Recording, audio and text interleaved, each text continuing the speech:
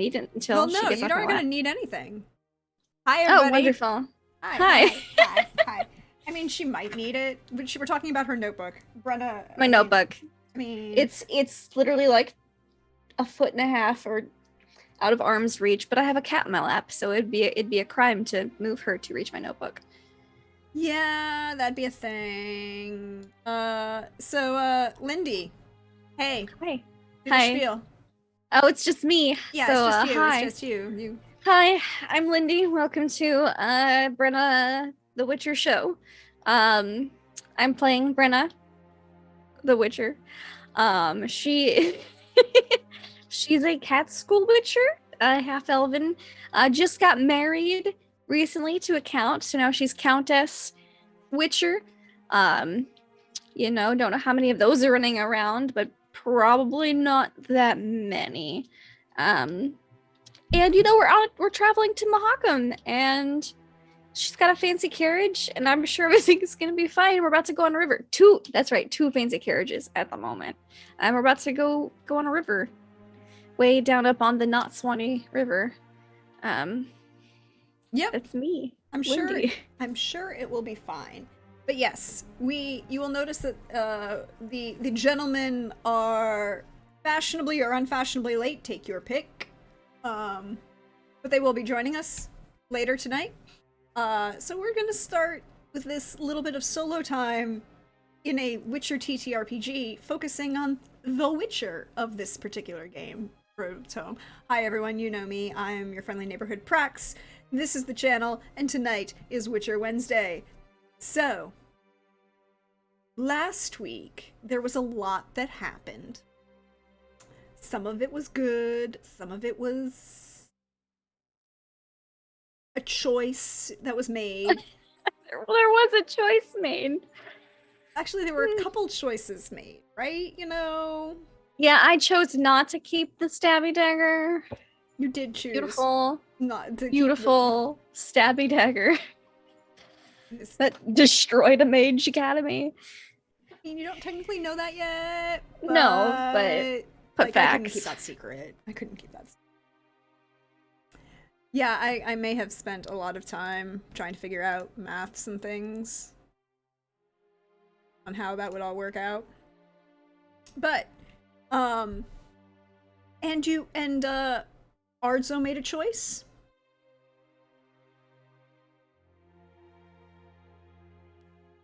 Yeah, well, he made a couple choices. He did. He made a couple choices.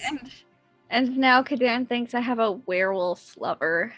Werewolverine lover, yeah. A werewolverine. That's right, a werewolverine lover. Yep. Mm-hmm. That's interesting. Yep, because you decided not to let Kadarn know. Because if Artso hasn't told him, I'm not going to tell him. I mean, that's fair. It should be Ardzo's choice. Don't out your friends. Don't out your without friends. their permission. Do not out your friends. That's just rude. Mm-hmm. And not cool. Yep. And, so there was that. And then there was some other people. Yes, the aware Wolverine.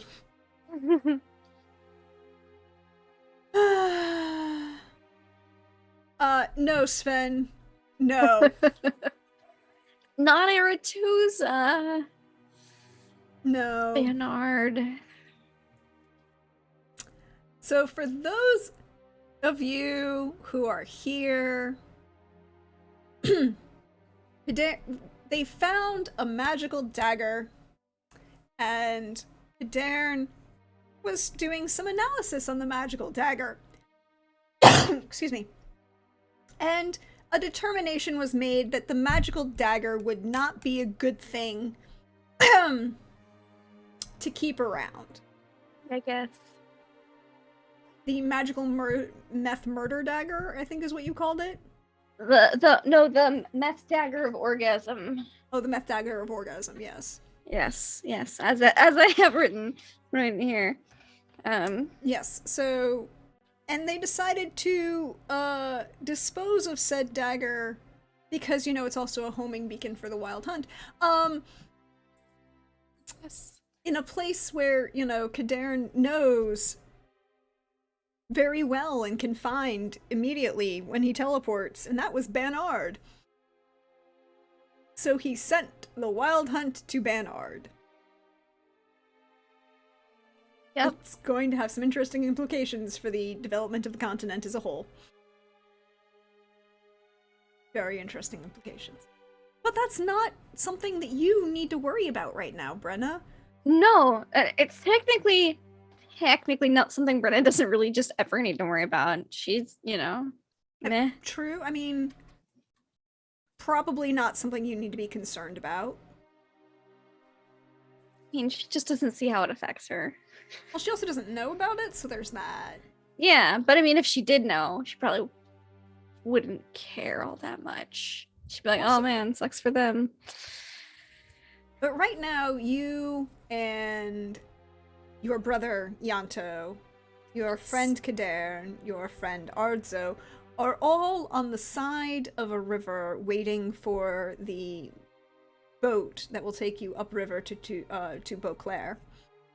You are in Toussaint. You have managed to make your way across the mountain range through the pass. Mm-hmm. You have two carriages.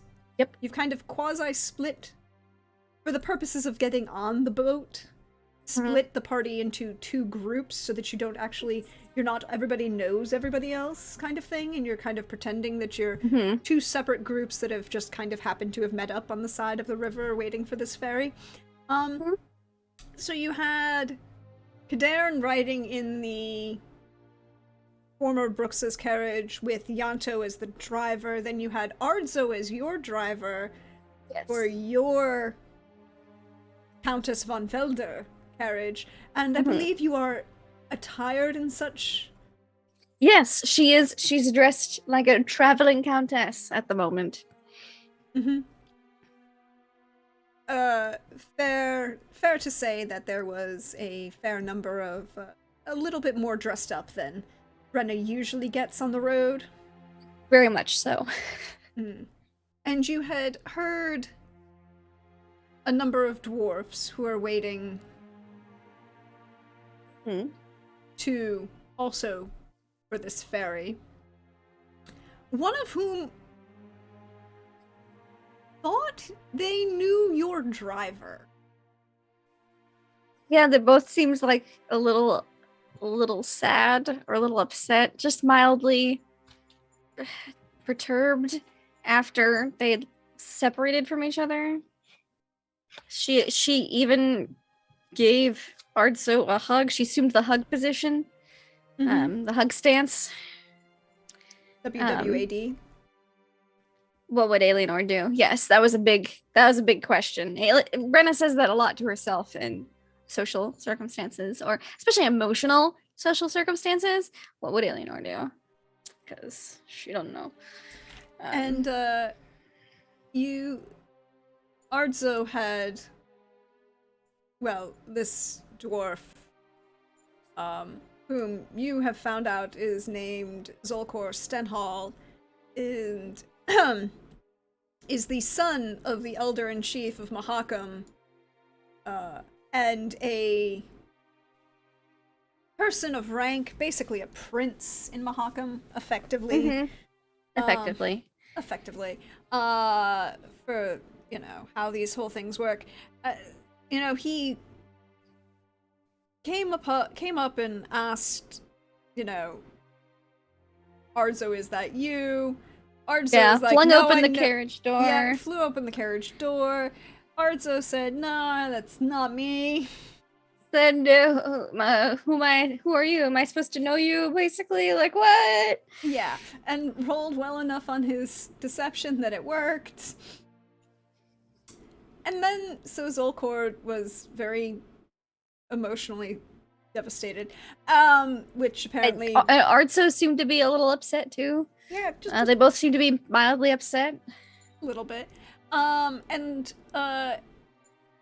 Zolkor had turned around and walked away, and then Ardzo screamed, and then there was hugging, and I believe that's where we're going to pick up right now. So Yanto and Kadern are in the other carriage, so they're not a worry. Ardzo is a little... Well, if he was a Vulcan, he might claim to be emotionally compromised. In a very stunted way. But Brenna, what are you doing as Ardzo basically kind of shuts down for Well, I asked him if he wanted to be done hugging, and he said yes. So she unassumed the hug stance, and it's a little awkward. No, I don't know. It's kind of weird. She'll sit the carriage for like another minute, being like, "What do I do? Maybe I'll just, he's supposed to be the driver, but maybe I just need a step of fresh air after that." And just steps outside of the carriage just to, see for herself what's, going on. What the holdup is outside. She'll just take a step out. Oh, so you want to roll that awareness? Is that what I'm hearing? Yeah. Arzo might need a minute alone, so she's gonna give him that minute alone, and look around to see if she can find out what the heck's going on. 20. But the 20 is very nice. 20 is very good. With the 20, you see Zolcord, who had stopped when Arzo screamed, because look, you're in a very carriage. Yeah, there's zero soundproofing, and it was a very emotional, like, yell, scream. Yeah. And he didn't wait that very long to do so. Yeah. So he is kind of off to the side of the pier. No one's actually on the pier yet. Like the river workers, the dockmen have a quasi rope across where the pier will be, and it's just like, don't walk across our pier because you'll get in our way and you'll fall in the river, and then we'll have to save your stupid ass. Basically, yeah, there's the safety rope. Yep. If you really want to cross it, they'll be like, okay, do it at your own risk, and I'm not saving your ass, kind of thing. But yeah. But so everyone's kind of waiting on the side of this river, waiting for the boat to come, and Zolcord is standing. He's got 3 other dwarves who are with him, all dressed in similar, not quite armor, leathers, as if, roll me tactics. Oh. Okie dokie. Tactics. Something I have no points in, but I'm a little smart. 14. Yeah, that's good enough. It definitely looks like, and you've kind of seen this a couple times before, when like a high noble is traveling, not necessarily incognito, but without drawing attention to themselves. Mm-hmm. So these are his bodyguard. You can kind of tell it's like, these are his bodyguards, but they're like, not. Yes, I've seen this with Gavril before. Yeah. Uh-huh. It's like, oh, they're not wearing full plate armor to draw major attention to themselves, but they've got some, they're definitely armored enough that they could do something, and they're hiding a bunch of weapons where, you would have to take a little more time to figure that out, but you're pretty sure that, Yeah. He's got 3 of them around him, and then there are another 3 who are kind of wandering amongst what looks like the baggage train that he's got, a number of goods that are kind of being set up, and one of them seems to be kind of leaning in and talking to him in a very kind of hushed tone in Dwarven. So even if you, like, with the 20 awareness, you can kind of hear bits and pieces of words, but you don't speak Dwarvish, do you? I speak a little bit.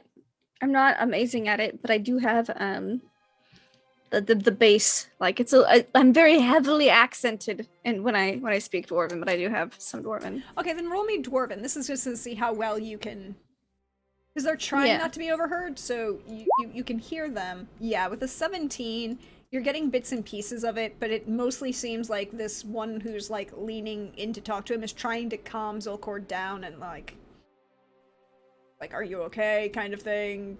Yeah, that's all right. We're gonna be on the river soon. Yeah. It's like, do you need it?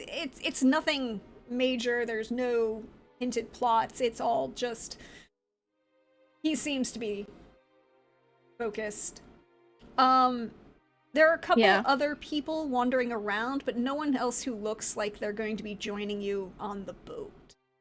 Okay. A bunch Yeah. of dock workers, and there's a Hmm. like a roadside rest stop. Not really a tavern, but like a Oh, is there like a bulletin board with Witcher quests outside of it? yes. I just have to ask because that's, a lot of like Is little there a town. bulletin board for? Is there a quest board outside? Yes. Is there anything on it at the moment? No. Okay, because if there was, she's gonna be like, "This might warn us as to what dangers are in the area." But if there's nothing on it, she's gonna be like, "Oh, good. Just make note of that." Um, and yeah, she has like few points in all the languages because witchering sometimes requires you to deal with all sorts of people. She's not great at all of them, but she can get by. Um, so yeah, she'll just take it in. And did she tell how long she thinks it's going to be before the boat's ready for us to get on? If you kind of listen around, it'll be like they're saying that the ferry was slightly delayed, so it'll be in like another half hour before it gets here. Okay. And then, half hour for them to unload everything and then reload. So an hour, maybe an hour and a half. All right, so it's going to be a little while still. So she will pull out a treat like an apple or some sugar cubes and go over to Confidant because he's such a good boy. Yes, and he's been kind of suffering through being hitched to the back of your carriage. Yes, and so she's going to go give him some attention and just let him know what a good boy he is and that she really appreciates him doing this. And then after she'll probably spend about 20 minutes with Confidant and then she'll go wait in the carriage like a lady. And suffer through this. Yeah. Arzo is by this point kind of moved. But then he'll have had like a whole 20 minutes to himself. Yeah, so. he's had a whole 20 minutes to himself, but he's kind of like retreated a little bit and is hiding for the moment. He'll let him know how long he has before we gotta move the carriage. It's be about an hour, most likely, before we are boarding. All right. So he will take that hour.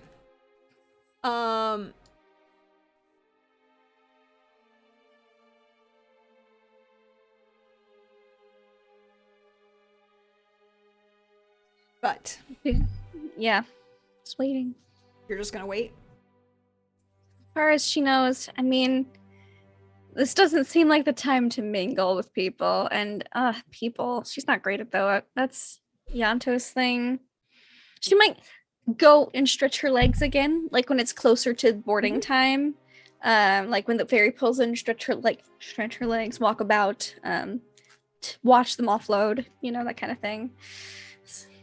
So as you hear the ferry come in and you hear the shouts from the boatmen to the shoremen, lines being thrown, being tied up, the sounds of produce and animals and people disembarking, people emptying the ship of everything that they don't need. And you can hear like shouts in Toussaint.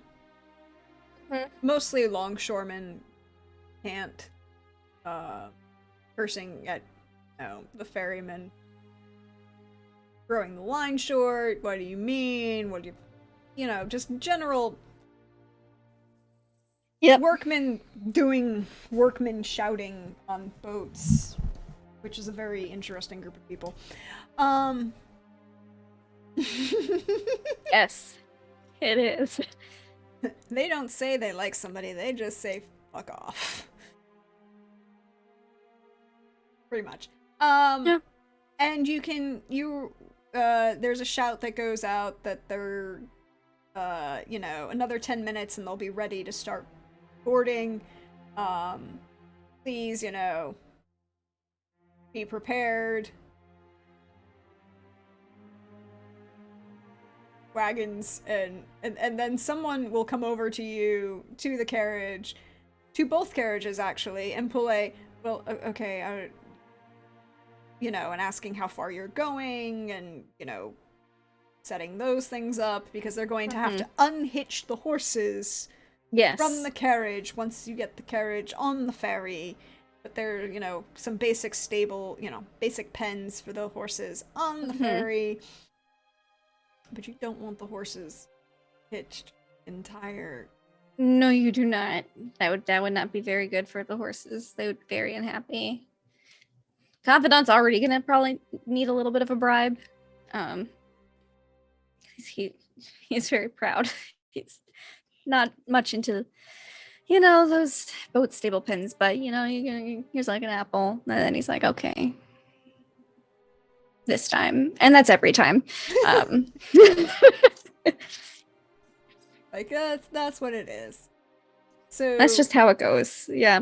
Can you just go ahead and roll me riding? We'll use this as a general.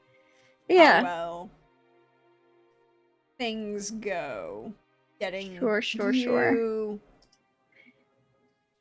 All onto this ship, but with a crit 33.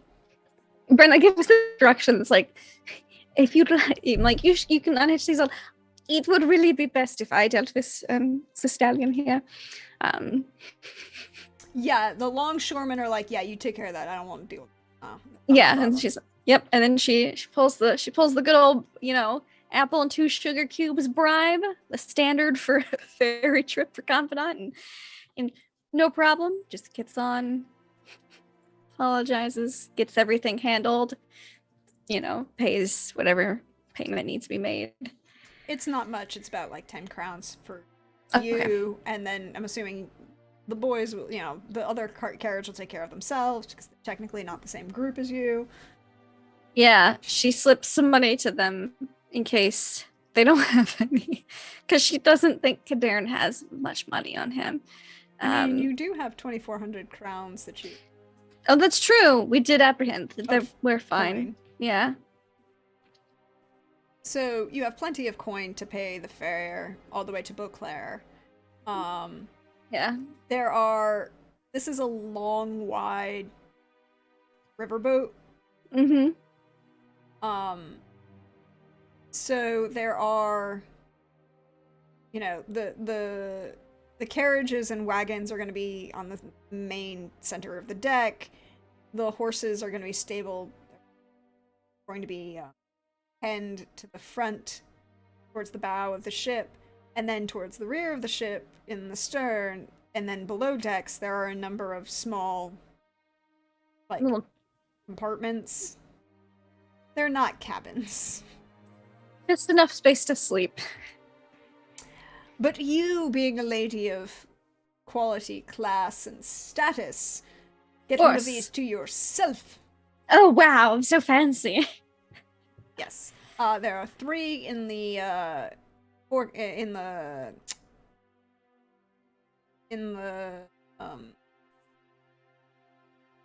stern, just below the helm. So 2 on each side, and then there's, like, the captain's cabin. Yeah. And then below decks, there's a communal dining area and a communal, you know, bunk system for, you know, everybody else. Everybody else, yeah. And so you get one of these cabins. Zolkor is getting one of these cabins. Are you... Darren, the other one, who gets the 3rd cabin. Okay, so you're giving Kadarin the 3rd cabin. Are you having any of... Well, I mean, technically, Ardzo and Yanto are your servants. Yes. So they wouldn't be offered the cabin. Nope. They're sleeping in the bunks, in hammocks.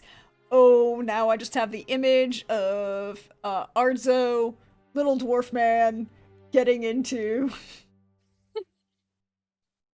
stacked hammocks. It's great. Maybe they give the dwarves the bottom. I hope they give the dwarves the bottom bunk. Because I kind of want to put Kadarin in the communal hammock room. However, I don't know. I just feel like he might pitch a bit of a fit, and he is in a fancy carriage all of his own and dressed rather nicely. Yeah, he's so... supposed to be of higher status. Okay, so, you know, that's what it'll be.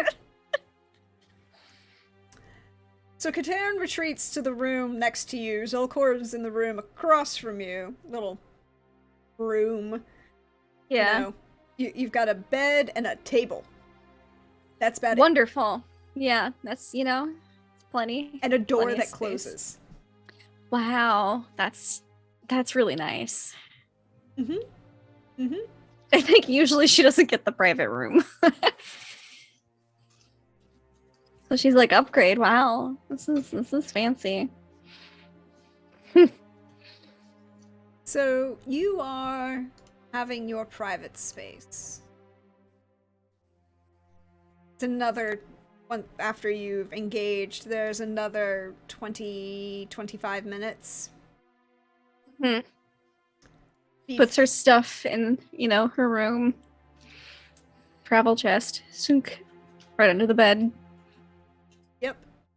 Before you make your way out, could you roll me an awareness, please? I would love to roll you an awareness. How about an 18?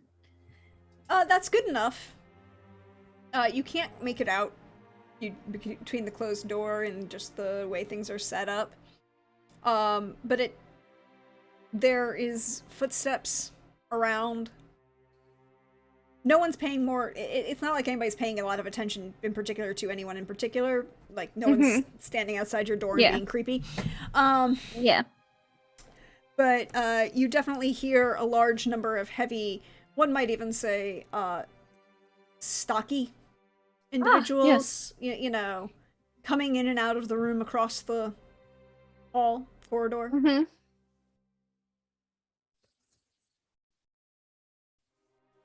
Yes. And then the ferry is underway. You hear the bell rung as it sets off upriver.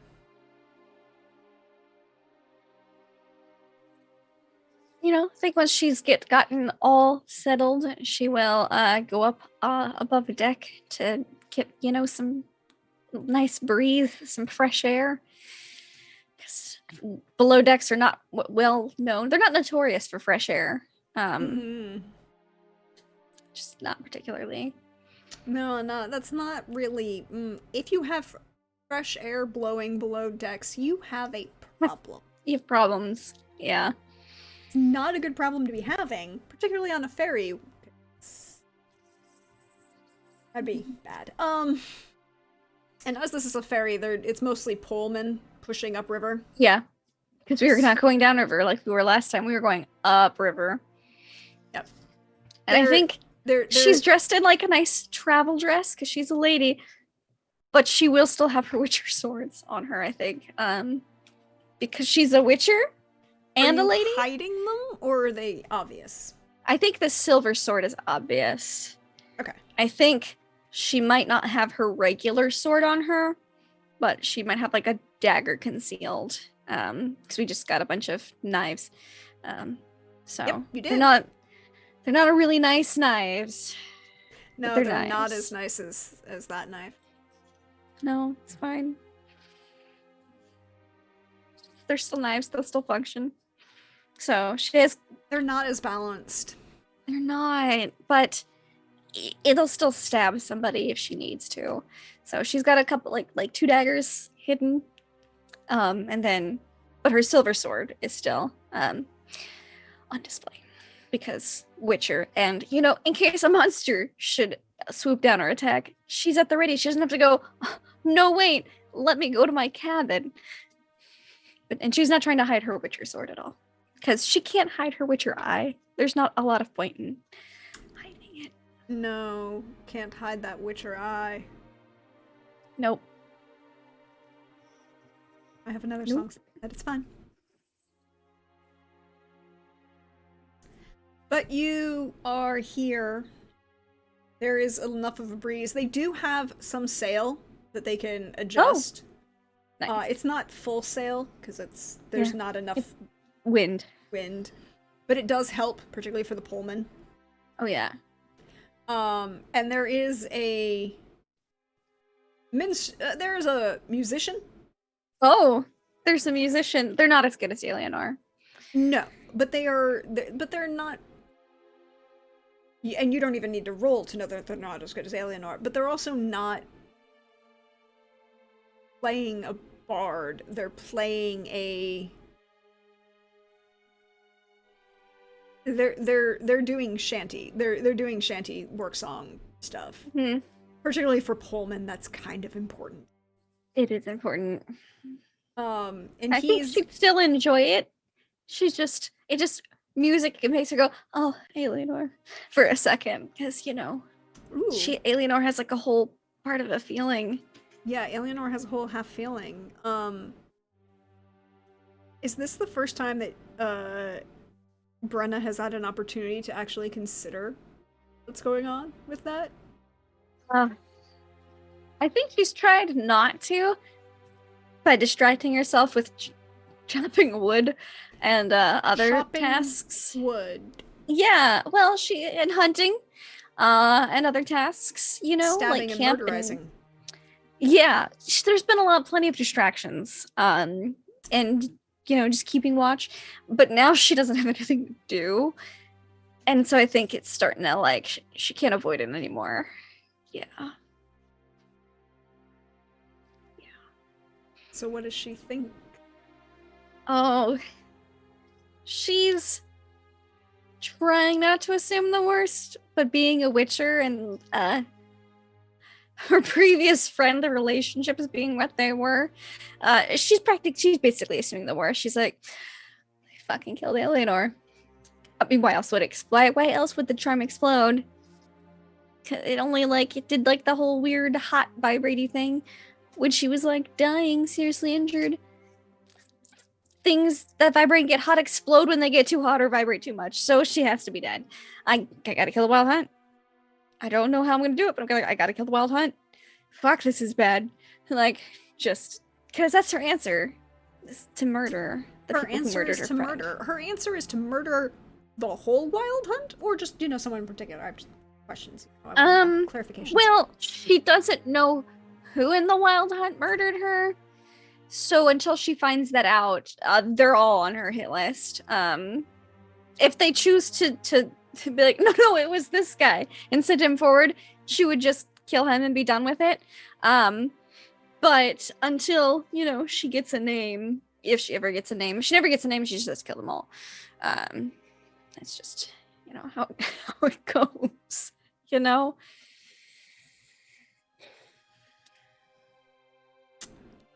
I can't wait for they don't seem terribly talkative. I'm just, saying. I don't think they're really she asks in them, that kind of like, hey, who killed Eleanor? And if they don't go, it was this bloke, she's just gonna have to kill him.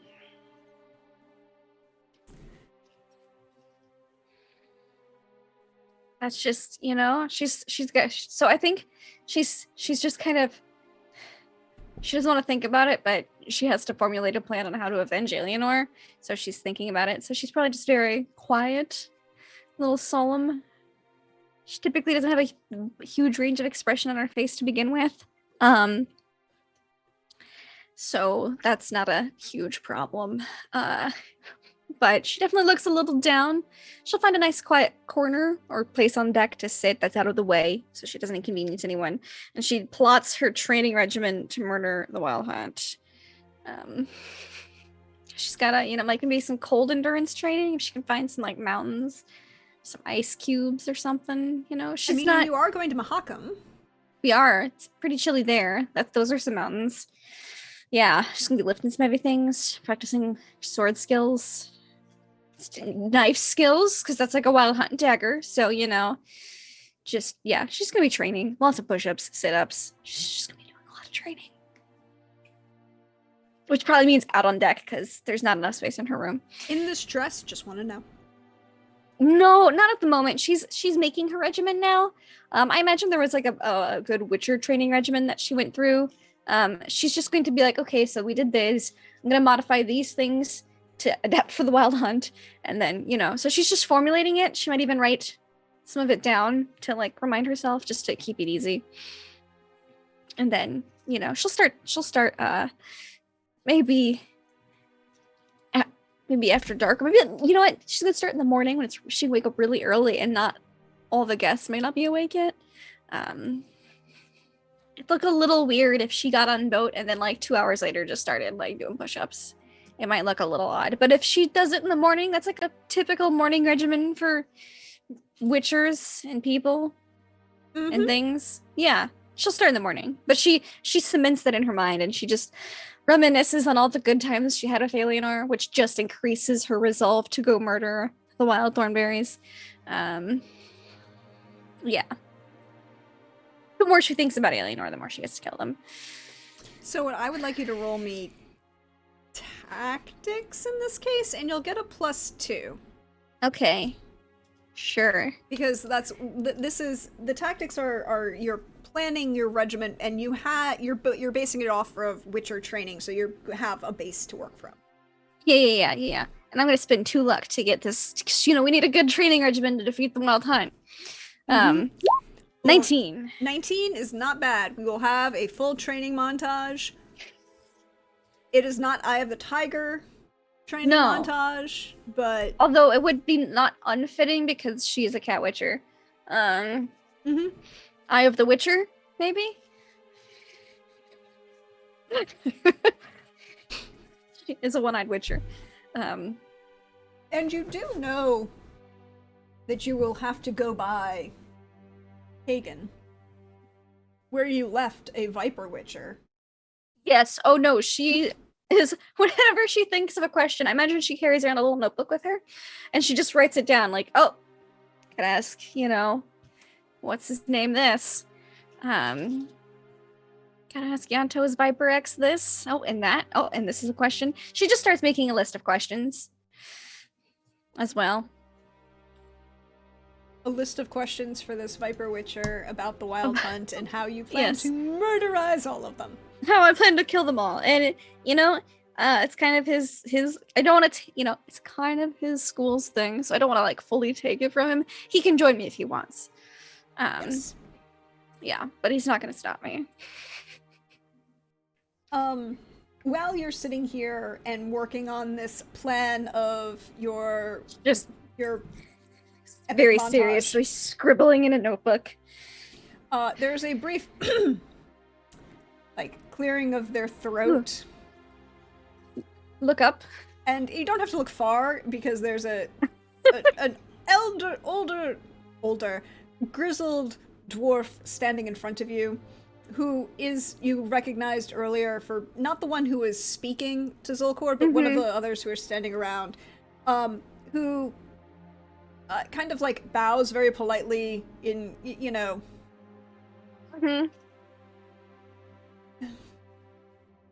giving the level of even you, or of some training in this kind of thing. And it's the... Yes, she's actually really good at social etiquette, so... Yes, you are. This is the... I'm sorry for bothering you, kind of. I have, acknowledging your rank, but not showing deference to it, because he's not a member of your... Which is totally fine and understandable. He's being nice and polite, so she will, yeah. How can I help you? Closing notebook with all of the... I imagine there's also a lot of stick figures of her murdering the wild hunt, and okay, how now she's gonna murder all of them. now you've thrown it out there. I need a fine arts roll. And that's not gonna be pretty. I will tell you that you have 5 luck from chat. They don't have to be pretty. They're stick figures. She knows what they mean. I just want to know. 9. I rolled a 6, which is pretty good. She's just not very artistic. There's like me, like stick figure word me, and then wild guys, and then a bunch of other stick figures, and they're all getting murdered. Like just like in the margins, like the bottoms of the pages. That's what the training regiment's filled up, so she never loses her fire. Yes. Yeah, quickly closes the notebook. Yeah, how can I help you? And again, this dwarf bows politely. And she'll try it in Dwarvish to be polite. It's very thickly accented though. It's not great Dwarvish, but she, trying to be polite in return for his politeness.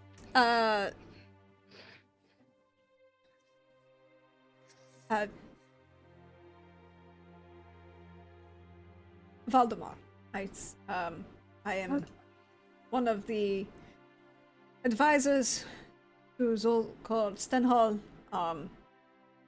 I thank you for your time, Madam Witcher. Of course, Brenna. It's nice to meet you. I has a question. I need that I can provide an answer. I hope that you can. It is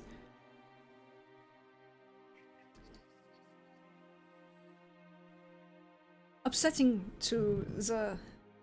No, they're gonna ask about arts. He's not here. And I need just a minor clarification. Do you know the dwarf who is your driver? Well, how long have I known Artso? 2 months? 3? Probably by this point. Okay. Because remember, you had the time in Kagan, then the trip, and we had the travel to Belhaven. To Belhaven. And then from Belhaven to the wedding, and then time at the wedding, and now traveling here. So yeah, probably about almost 3 months. Probably just about 3 months. She's like, oh, I've known him about 3 months. Is he? Which is not a long time. Just no.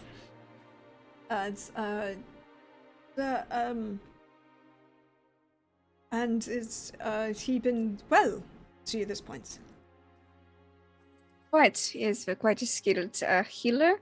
She's like, I don't think this will out him, and this is his reputation that he's been going by this time. And I had a bit of a problem with a warg up near Kagan a few months ago. Kagan, you say so. Thank you. A healer is he then? Good. Which is on frequent need of medical attention. So I thought it would be best to hire him to come along. I just was wondering, perhaps if you had a name to provide an introduction.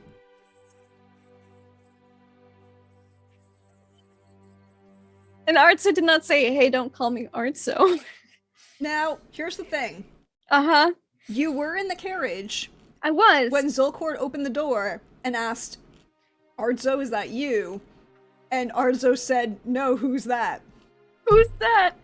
Oh, God. So she's gonna be like, well, I can't call him Artso. I think she has a moment of just, what would Eleanor do? What would Yanto do? Internal anguish that lasts far longer inside than it actually does. It feels like 2 years of waiting, but it's actually just, a couple of moments.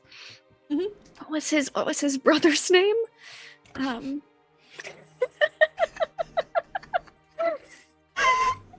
me just pull up this empty sheet here. What was his brother's name? He has all the orgies. He's also a blacksmith. He is, but I might be able to do a weird blending of their 2 names and be like, yes, this is his name. Oh, Zerny. So I could be Ardney or Zerdzo.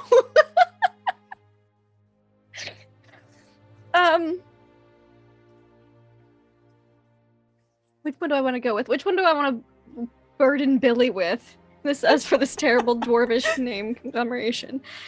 Zerdzo or Ardney? Zerdzo. I think we have to go with Zerdzo. Because it's just a little sillier than Ardney. I'll do the Zerdzo. Zerdzo? Zurdzo. Yes. Yeah. Uh-huh. You're gonna have to roll for that one, I'm sorry. You knew you were going to have to. I was gonna have to roll no matter what dwarven name I threw out there randomly. This is true, but, you know. It's not gonna be very good. Yeah. Oh no, and now she's going to find him and be like, dude, your name is Zurdzo now. Oh. How many points of luck do I want to put in this failed roll? I want to tell you that there are 6 from the kindness of chat.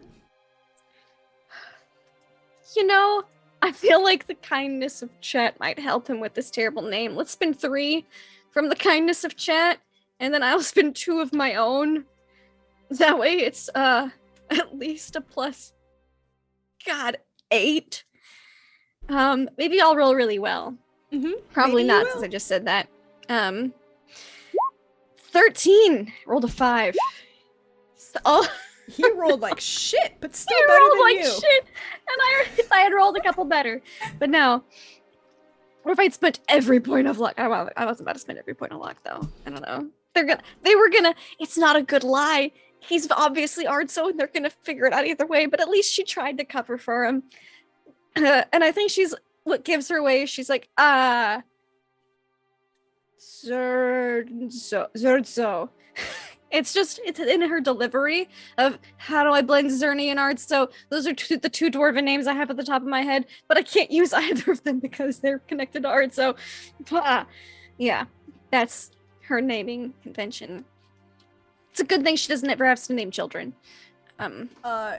Valdemar just nods. Zurdzo. Zurdzo. Do you happen to know his family is just many dwarves, and when we're concerned about I only know that his brother likes to throw a lot of orgies.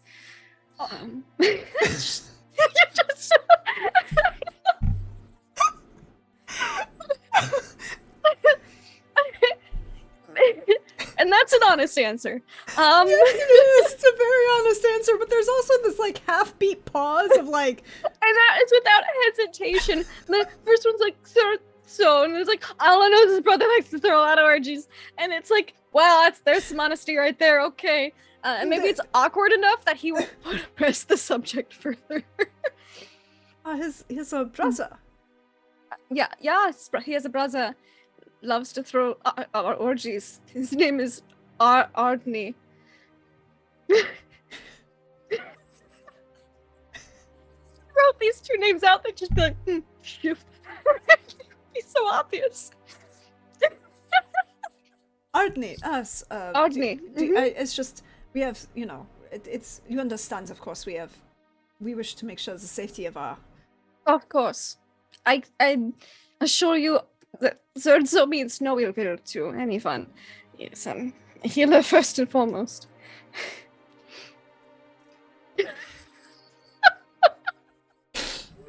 Oh no! Look, I see you, Cold Drake, and you're not helping. I did. Ben Spring.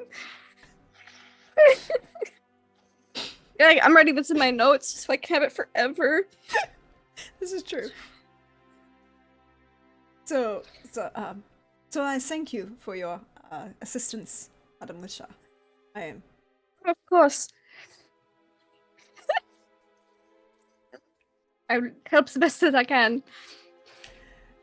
And Valdemar will bow very politely. And she says in a way of like, I've told you what I can. Like, I have made promises. Which, because she's shit at empathy, he could probably discern. I'm not even gonna make him roll for that one. That's just... No. Just, I'm more than willing to help however I can.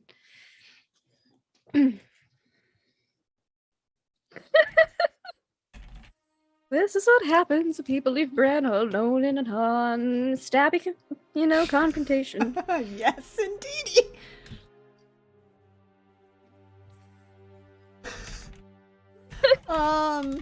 They're gonna go back like, yeah, it's totally Ardso. He's his brother Zerny. And, his brother apparently... So And his brother does a lot of orgies. Do these facts all check out? Yes, they do. So and then he's a healer. Yeah. Well, she can't. She's not gonna hide that. No, she can't. But Valdemar bows again, politely excuses himself, and goes back Of course, Valdemar, have towards a the pleasant evening. Yep. Day. It's like by this point it's just about Day. midday for you Yeah, all. midday. She says, I'm going to take a stroll around the deck. And then she goes to find her friends and says, if anyone asks, so his name is so. That's just... Look, I can't wait for Trooper to get here so we can have that.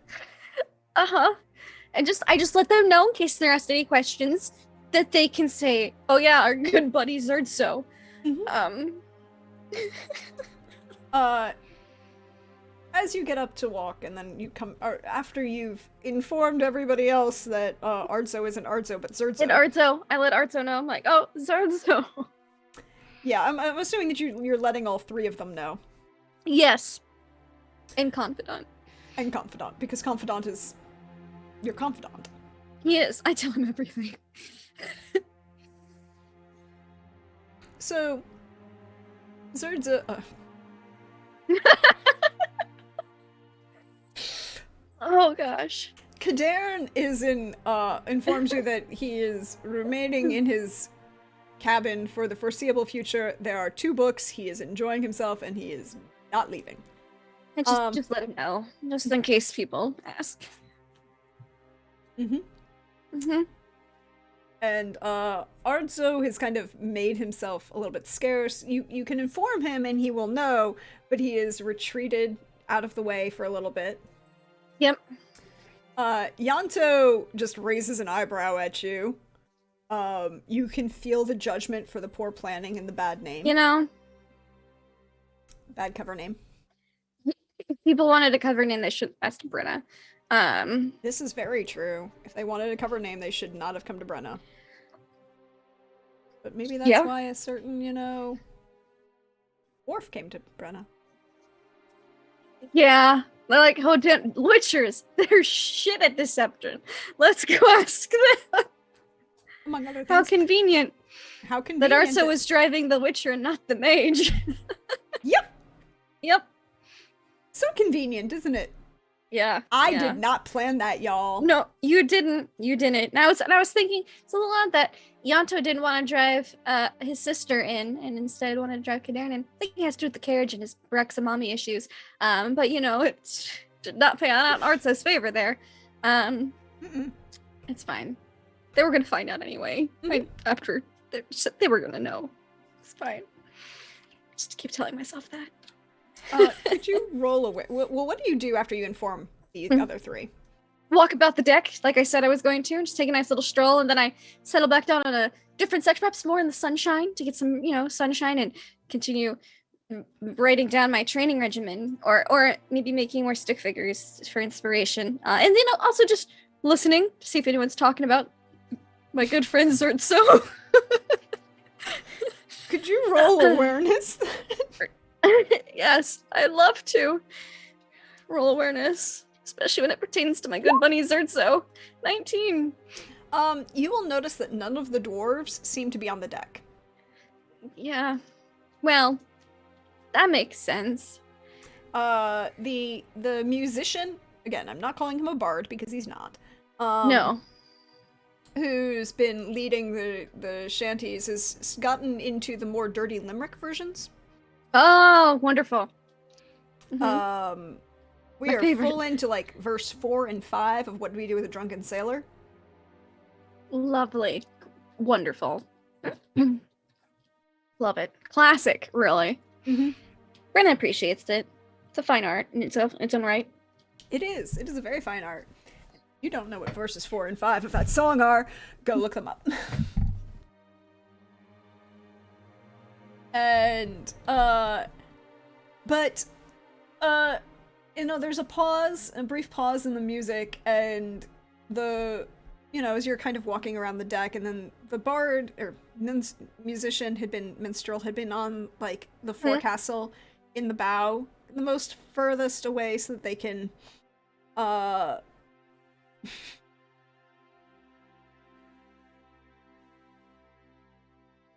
not the Irish Rovers version, Hawkeye. The actual version from the not sanitized version. Of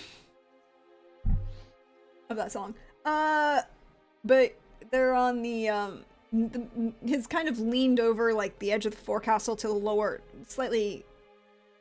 So like, picture that the helm is slightly raised above these four cabins, and then the forecastle is raised, and in the center between these is, you know, a low, wide, open deck where you've got the carriages parked. There are a couple wagons.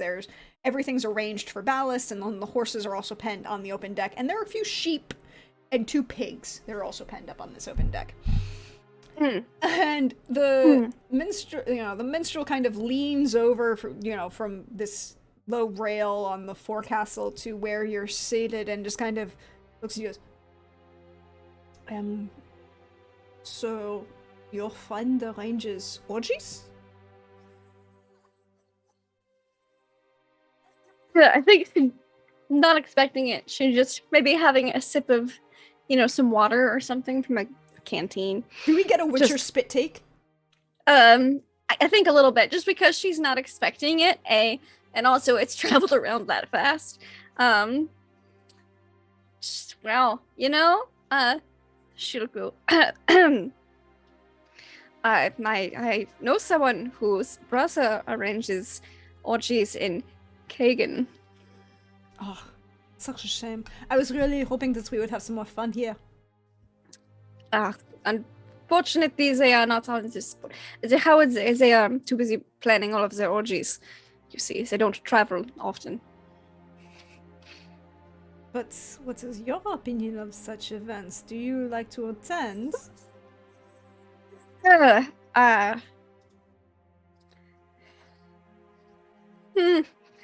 Don't think Brenna's ever been to an orgy. I know she's been to a few parties in Toussaint with Gavril, but I feel like those were less on an orgy level and more like a lots of gauze and silk filled off sections of the room and drugs and alcohol kind of level. The difference between an orgy and a swingers party. Yes, yeah. Brenna's not been to orgies, she's been to the swingers parties. So she goes, well, I cannot say I've ever had the privilege of attending one.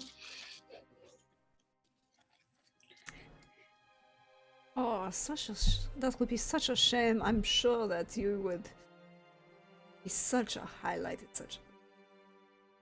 Are you sure I couldn't convince you to join? And he winks at you. And he winks at me. What's this guy look like? How rough do I need to turn him down? Is basically. Oh, wait, you want to know what the minstrel on the ferry looks like? I do want to know what the minstrel on the ferry looks like, because Eleanor knew full well that Brenna does have a type. Yes, you do. She has a type, and it's not most people. Where did you go? Come here, little minstrel. And, I was just, curious as to if he was her type or not. Because, that'll play into how much she's flustered by this. Yes. Here we go. Let me write. Here we go. The minstrel. Not quite the minstrel boy, but almost.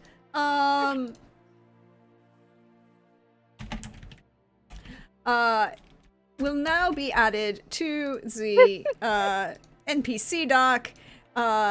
He has got very kind of tousled brown hair, that artful level of scruffy beard and mustache that's like kind of a goatee and mustache that's but it's scruff, but it's styled scruff, and you know, and you've hung out with Eleanor enough to know that it's, you know, intentional. He's kind of got gray eyes, distinguished cheekbones.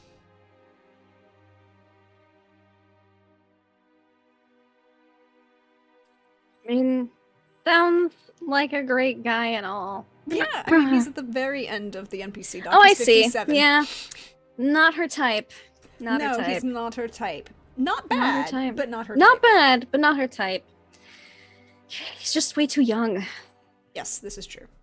He is maybe the same age as Lawrence. Oh, ooh. Oh, she's like at least double his age. Then, oh, buddy.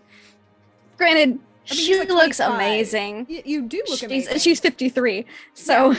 But, you know, Witcher, and he's a minstrel. Witcher, and a half-elf, and Witcher, and yeah. He's human, and he's 23, maybe 25, and, you know, he's so young. Adults, but for you, he's a child. He's so young, and so not her type. She'll just give a polite smile and say, "At least not on this trip." Like they're there, like it's okay. Like she's politely turning him down. And he will read that and nod. Like, alright. Hope you have fun. Hope you enjoy your next orgy then. And we'll retreat back to playing music. And I think she just, if he catches it, she's like a little like, huh, like, oh no, orgies. But she doesn't. She's like, I've never been to one of those before. He doesn't. He is not offended by being you turning him down. That's good. She's encountered that before. But she tries to be polite about it.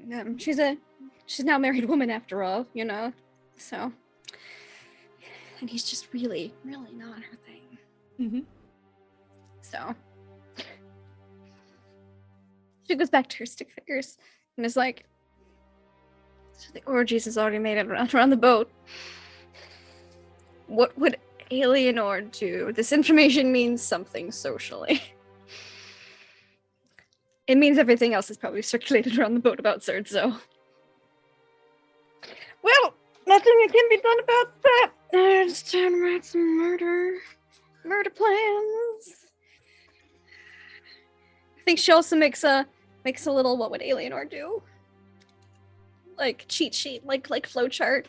I imagine Eleanor made her flowchart once upon a time, a long time ago, but now she probably doesn't have Eleanor to ever recreate it, so she's writing it down, but, you know, lest she forget.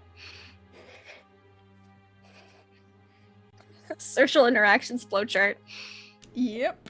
In her notebook. I'm sure it'll be perfectly... Okay, can you roll me education, just to see how accurate you recreate this flowchart? Of course. Education. 15. Yeah, you know, you can recreate it very as accurately as it was when what you recall. It's very accurate to what you recall of Eleanor had drawn it on a napkin at a bar once when we were drinking one night, and yeah. It was very she took that napkin around with her everywhere until it basically disintegrated. And I mean, it was like a cloth napkin, so it lasted a little bit longer, but you know, still a few years. Yep. By this point, it's late afternoon. The ferry will continue. It will be another 4 days to Beauclair. Mm-hmm. No, 3 days to Beauclair from here. Mm-hmm. On the ferry. You know that you will... the vessel is moving. Can you roll me another awareness, please? I'd love to. 20. And I think now that evening has after dinner time, because she's already written in her notebook as much as she's going to write today, I think she's just sharpening her silver sword on deck, you know, paying attention to things. Or in her room, one of the two. Most of the ferrymen are giving you are not giving you that wide berth of fear, but moving around you in a way that says that you're like, oh, you're not moving. Okay, that's good. I can keep doing what I need, and as long as you don't move, then you're not in my way. So they're not avoiding you out of fear. More is just Yeah. yeah. And she's in an out of the place way. She tries not to be in their way. But, you know, she's got things she's to do too, like make sure her silver sword is ready for murdering. With that 20 awareness, you would notice that there is now two of the bodyguards are always on deck at one end of the one at one end and one at the other end of the deck. For these dwarvish bodyguards. And they're just all, you know, they're not staring at you, but they're definitely keeping watch. Watch in general? Or watch on her? You need a human perception for that. I'll give it a go. Perception. 9. I rolled 3 3s. It seems to be very much that, well, you rolled a 3 and then you had... I rolled a 3 and I had 3 3s. It's just 3 3 3. It's just, I was just amused. Which would mean something in Blue Rose, but doesn't mean anything here. Nothing here. Yeah. You're pretty sure they're just keeping watch in general? Oh, yes. Why would they be watching me? That's whatever. Yeah. No, you were very polite and you answered... I answered all their questions as best as I could. Yep. All about your dear friend Zerdzo. My good friend Zerdzo, who I've known for 3 months, and whose brother plans orgies in Kagan. Night has fallen. The lanterns are lit on the prow. Don't want to be going upriver in the dark. Nope. There are calls from the sailors, ferrymen, up the line. There's a shift in weight. You feel the vessel shift, pitch just a little bit, as if a couple of the polemen are pushing against shallow reef, pushing off to make sure you don't hit it. Your carriage horses are a little upset. Confidant's okay. He's been thoroughly bribed. He's been thoroughly bribed. As opposed to, you know, other people who are less happy. You know, he's also just a really smart and good horse who's done this a lot. He's been on the ferry a fair bit to and from Matina, so he's not used to this. Whereas the carriage horses are definitely not nearly as used to this. No, they don't need to do this. Brenna will inquire as to if there seems to be... She doesn't want to bug anybody, but if there's someone who she's noticed throughout the day who seems more in charge of, not necessarily the captain, but someone who's managing people's movements, when would be a good time for her to, if she wanted to do some training, you know, calisthenics. If she wanted to do some calisthenics and forms on deck, when would be the least busy time to do so? You would recognize, to not be in their way. You would recognize the bosun. Perfect. Yes. He's been giving most of the commands. The captain has been mostly at the helm for the day, keeping watch and following the aids to navigation, because 2 very important things: red right returning, and do not screw that one up, everybody. Here is your friendly neighborhood coasty answer: red right returning. There's a reason that you stay to the red of the aid of navigation when you are going back to port. Please. Thank you. The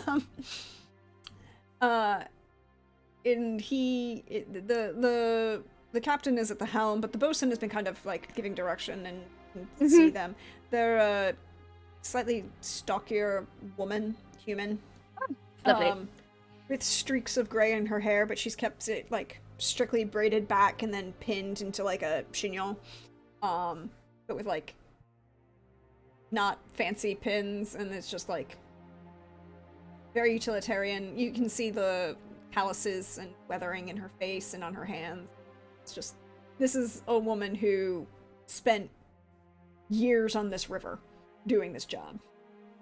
Mm-hmm. And if you ask her about when you would be the best time to do calisthenics, she would say perhaps maybe a couple hours, maybe an hour after dawn, perhaps would be best. And the forecastle would be to your.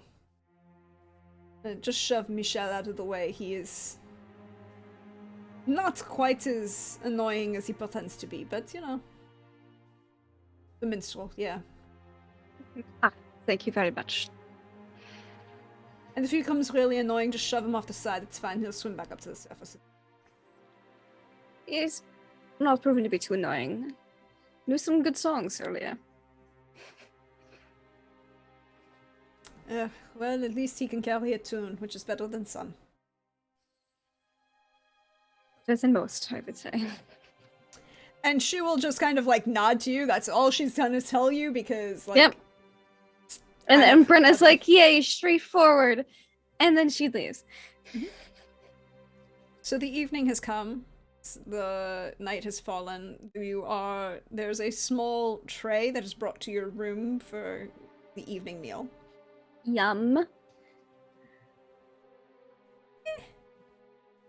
She's not a very picky person. Yeah, she appreciates good food, but she likes food in general. It's not horrible. It's a stew. Hey, yeah, there's nothing wrong with the some stew. sort of meat in it. Probably fish. Well, no, it's not fish. It's actual meat. Oh, actual meat. That's not the question. Yeah, don't ask what the meat is. And it's not gonna poison her. She's not worried about it. It's hearty. Stick to your ribs, but you could use some seasoning. She knows her friend Zerdzo is probably complaining about said stew and might even volunteer to help with the cook, but that is not her business at this moment in time. And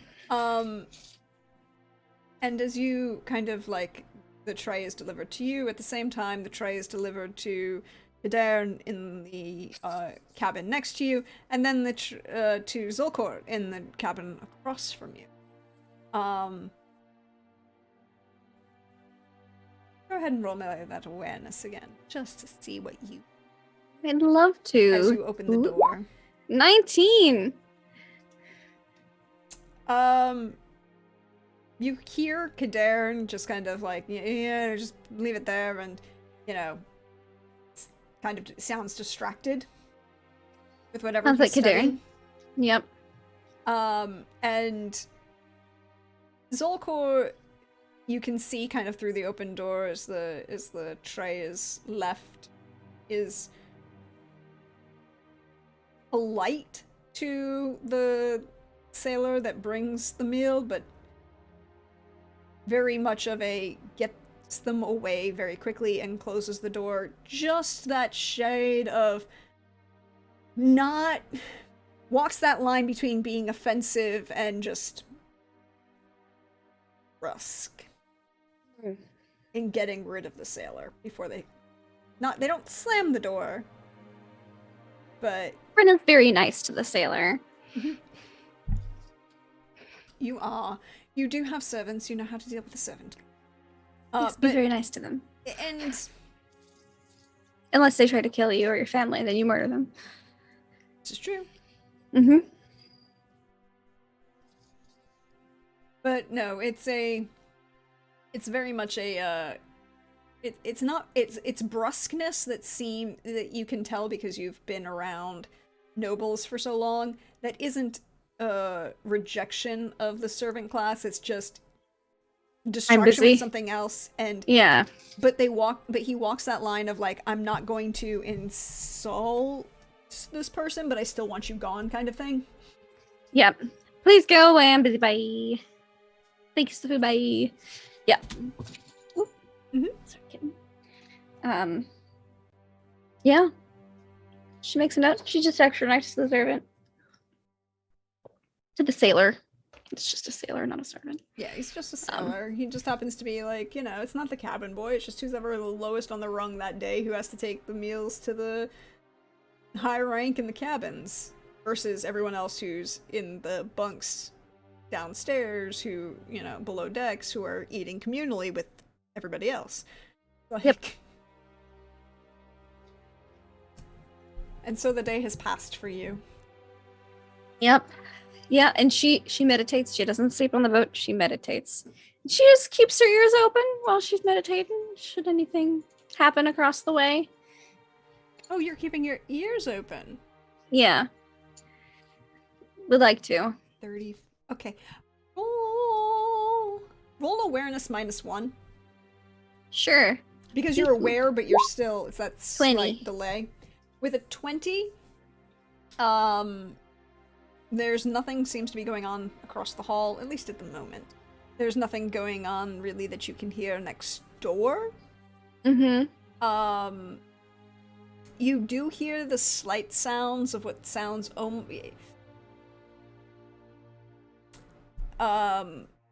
well, you hear the bosun go into the captain's quarters, and then you realize that the bosun and the captain, they've been together for a while. The bosun and the captain. Okay.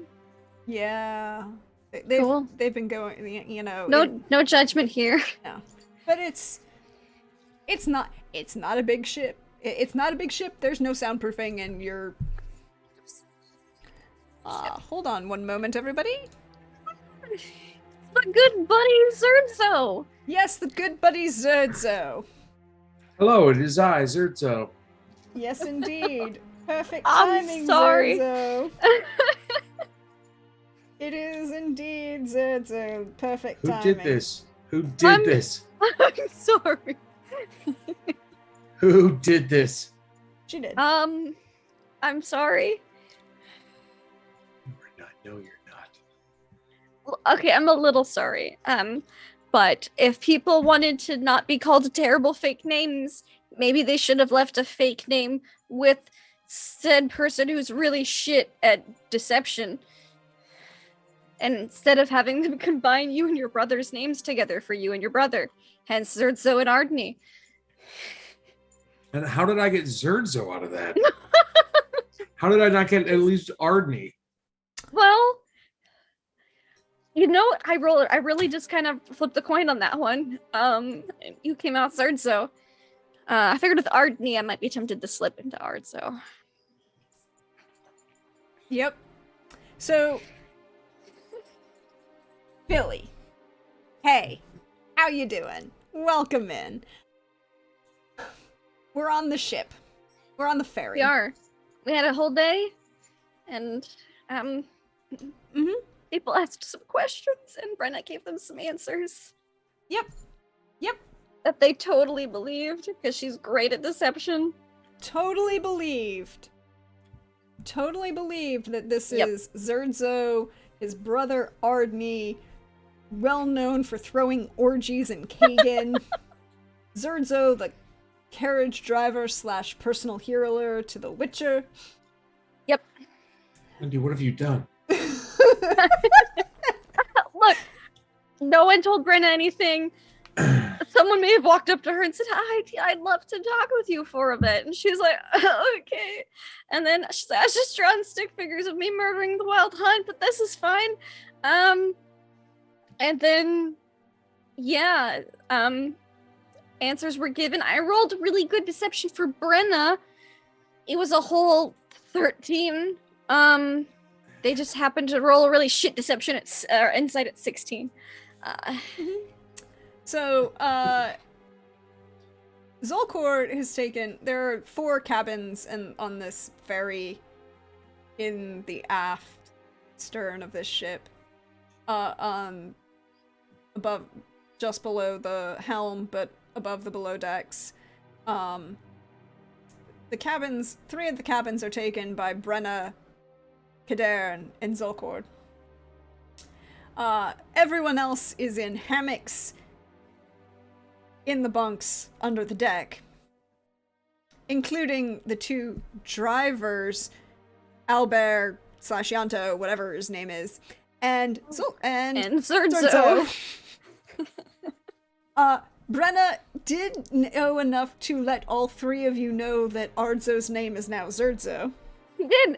She went and let every one of you know that we're calling Ardzo Zerzo now. I'm not doing another accent. You're getting No, you're getting what she you're doesn't getting. expect you to have another accent. She's just like, he said his name wasn't Artzo in the carriage right in front of me, so I shouldn't call him Artzo.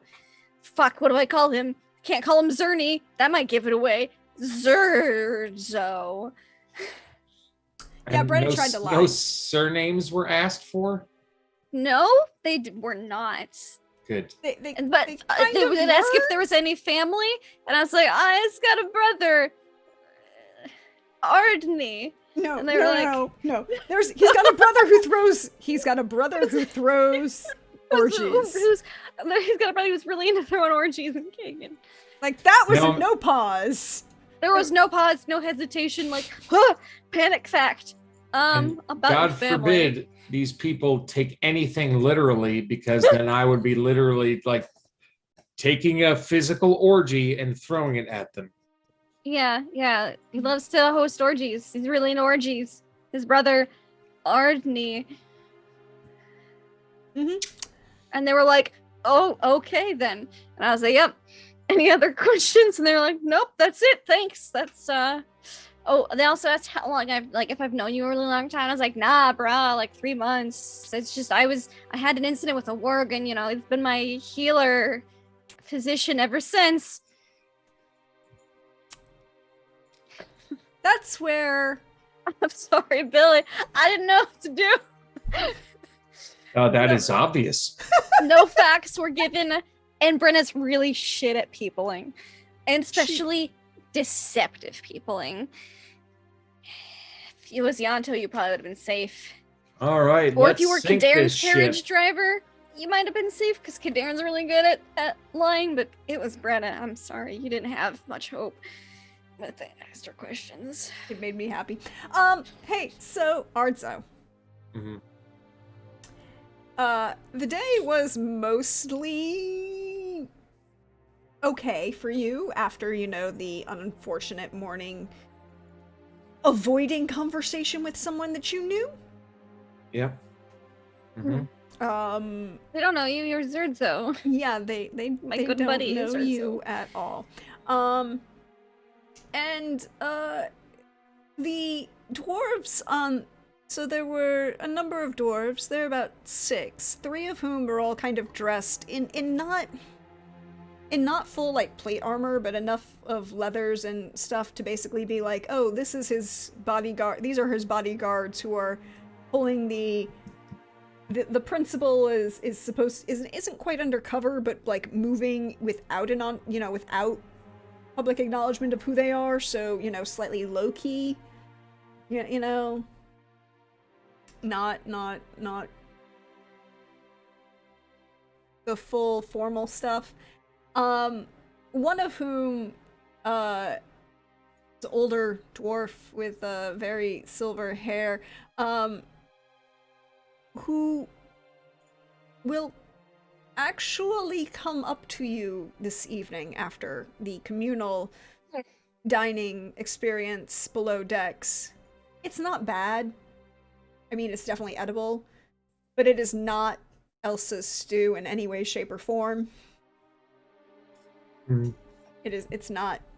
There's meat in it, and there are root vegetables, and it's edible, but it's not. It's travel food. It's travel food. It's Slim Jims. It's not even that.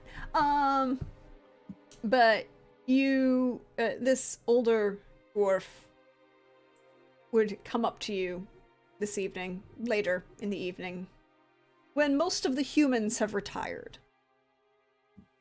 And in Dwarvish, give a very perfunctory greeting to you, and inform you that, Master Zulkord would like to speak with you, if you have a moment. My dear Master Zerdzo. And I'm not even going to make you roll for the deadpan eye contact, raised eyebrow of like, really? That's the cover name you're going with here?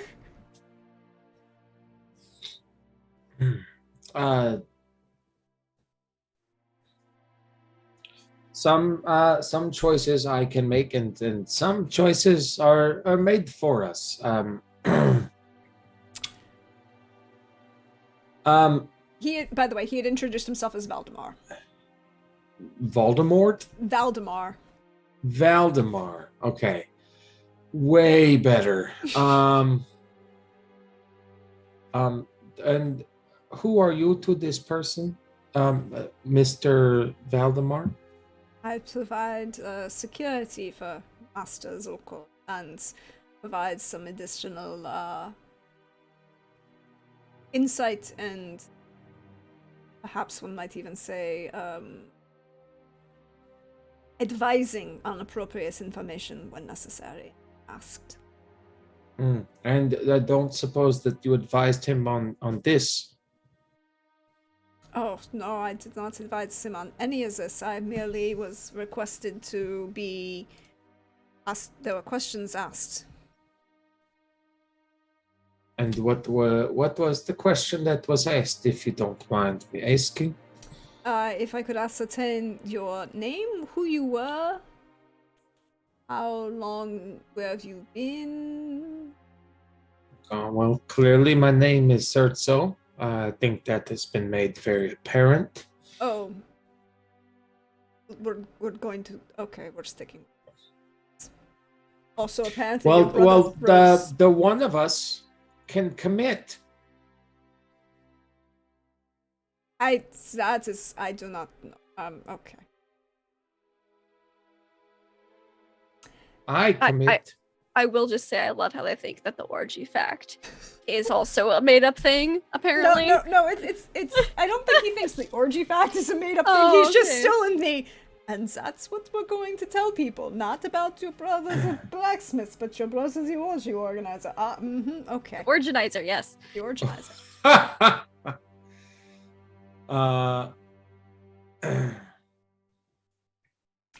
So why does he wish to speak to me? I did not ask. Well, then I am not as inclined to go.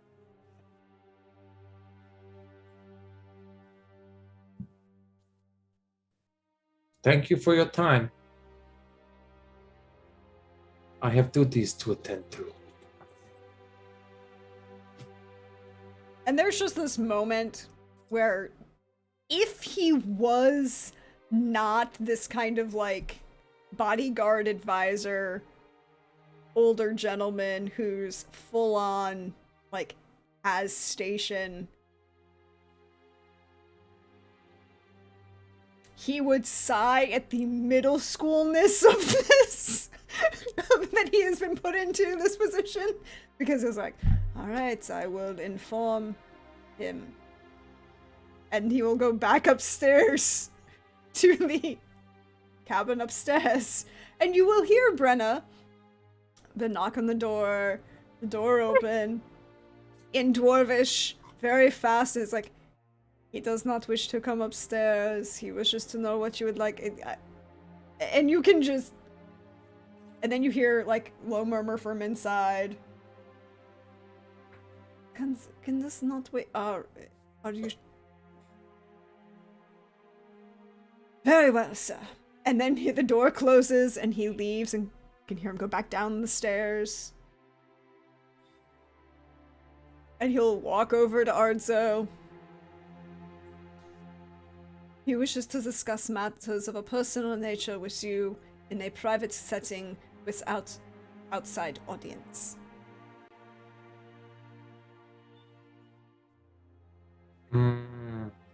I am potentially in the mood to grant one of those things.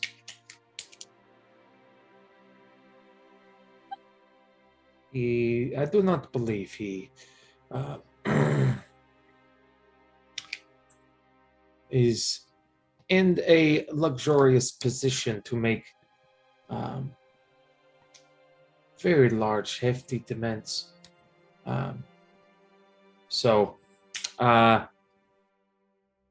Zerzo, let him know that Zerzo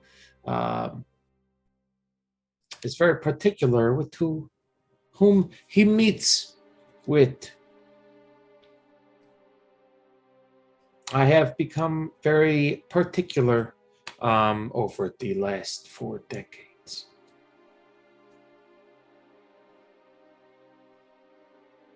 There's just this stoic nod.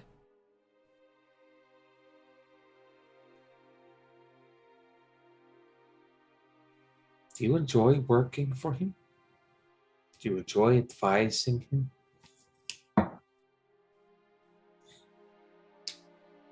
And then this kind of quizzical look, like... It's not... Yeah. Yes? This is not a test.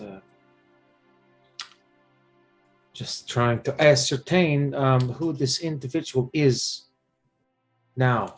The time has passed. And if it is the type of person that I would want to grant my time to. If that makes sense. If you understand. Alright. So By the way, this whole conversation is happening in Dwarvish. Because he's automatically speaking in Dwarvish, assuming that the humans around are not listening. Or at least attempting to make sure that's happening.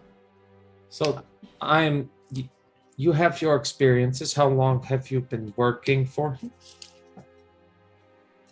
So, 25 years. 5 years? That is quite a long time. And do you travel with him everywhere? Do you have family? Well, very little travel is required, and most of my family is in Mahakam. I have a brother in Eau Claire. Oh, no, sorry, GM problem. I have a brother in Belhaven.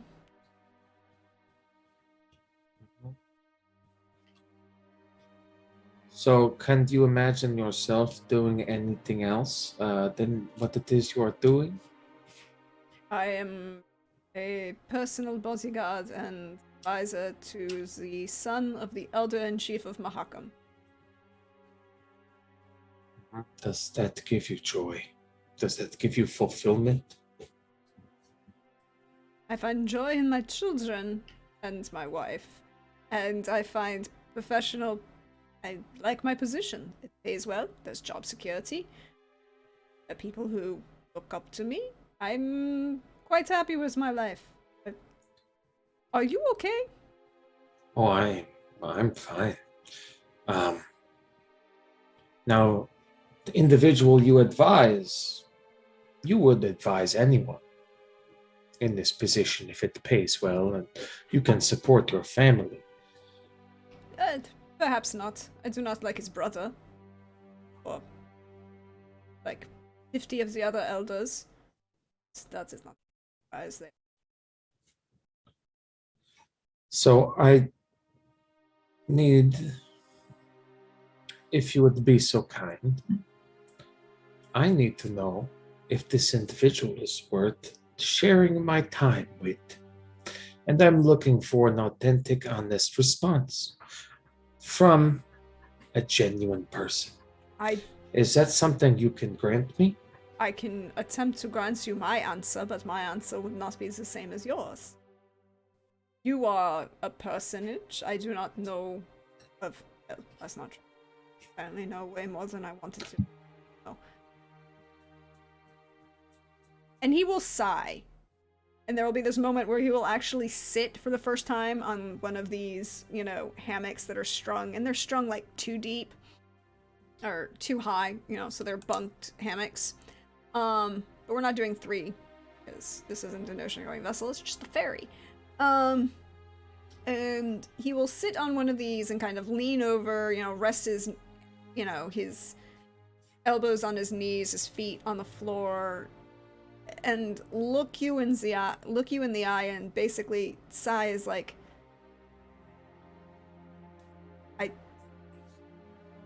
what are you asking? I need a clarification. Do I think the man is honor? Yes. Do I think the man is worth? Yes. Is he perfect? What dwarf is? I'm not asking for perfection. I just need to know if he's whew, the same piece of shit that he was. I have not experienced him being a piece of shit. Then do you truly know him? I've been the one who's been here for 25 years, and you're the one who hasn't. So I think between the two of us... Okay, you can leave now. Thank you for your time. And Zerdzo will turn around and make some time to look like he's doing anything else. He will sigh, get up, go walk back upstairs, and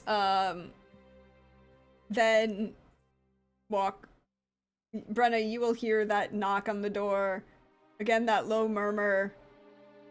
Another heavy sigh.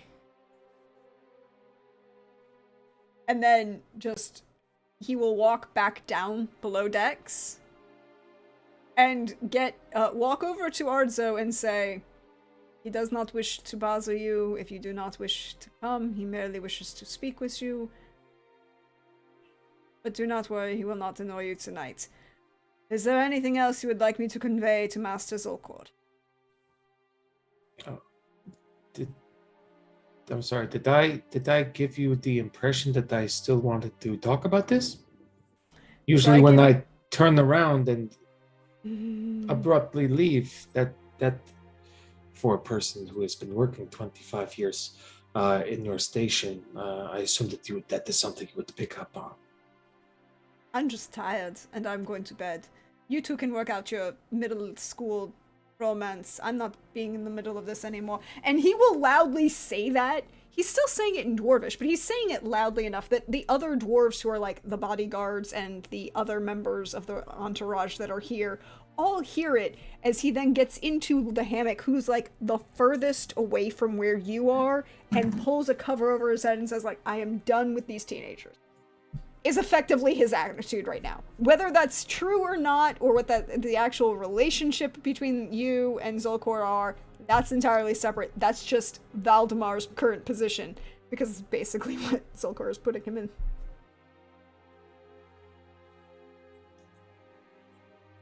But yes, that's what he does.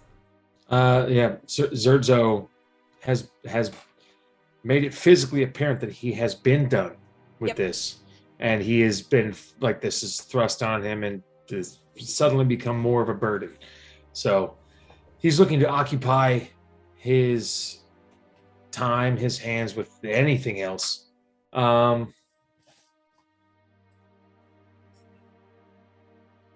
he looks like a little perturbed.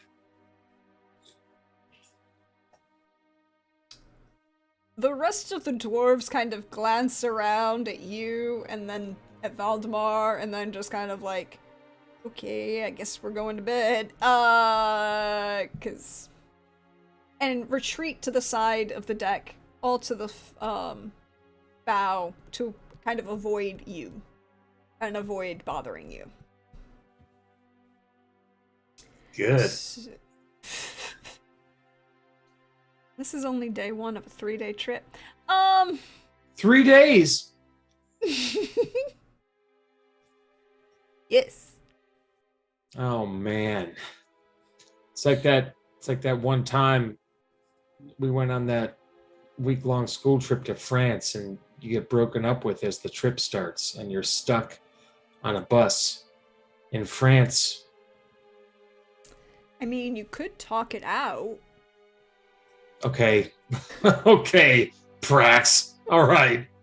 Have a healthy, emotional, adult conversation about your relationship. Why do I think that's not happening? Hold on. Yeah. Excuse me. That choice has been made. I have. Zerdzo, you know, Zerdzo's gonna Zerdzo. Zerdzo's not gonna Ardzo, Zerdzo's gonna Zerdzo.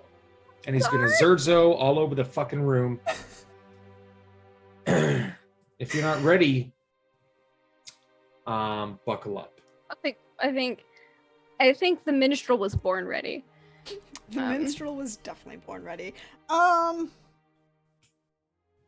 So, Yanto, you are also below decks. Wait, I have a question. Yes. So Zerdzo doesn't share his feelings, right? But Ardzo, because I feel like I'm getting the sense that like Ardzo and Zerdzo are different, but I'm a little unclear as to how they're different, because I just feel like Ardzo also doesn't share his feelings. That's just my observation. Well, Ardzo doesn't share his feelings in black and white. Zerdzo doesn't share his feelings in Technicolor. Oh, fair. That's fair. Mm-hmm. Ooh, can Zerdzo dance? Because if he's in Technicolor, that means I'm expecting like a nice 1950s Technicolor musical out of Zerdzo, but never out of Ardzo. But I mean, like you could maybe get like a At least do maybe like 16. royal wedding out of Ardzo. What? It's a Fred Astaire and Ginger Rogers, and best Fred Astaire, Fred Astaire dances on the ceiling. Yeah, I can't do that. Yeah. All right, Ardzo's built for the ground, and so is Zerdzo. Just a new leaf has been turned over.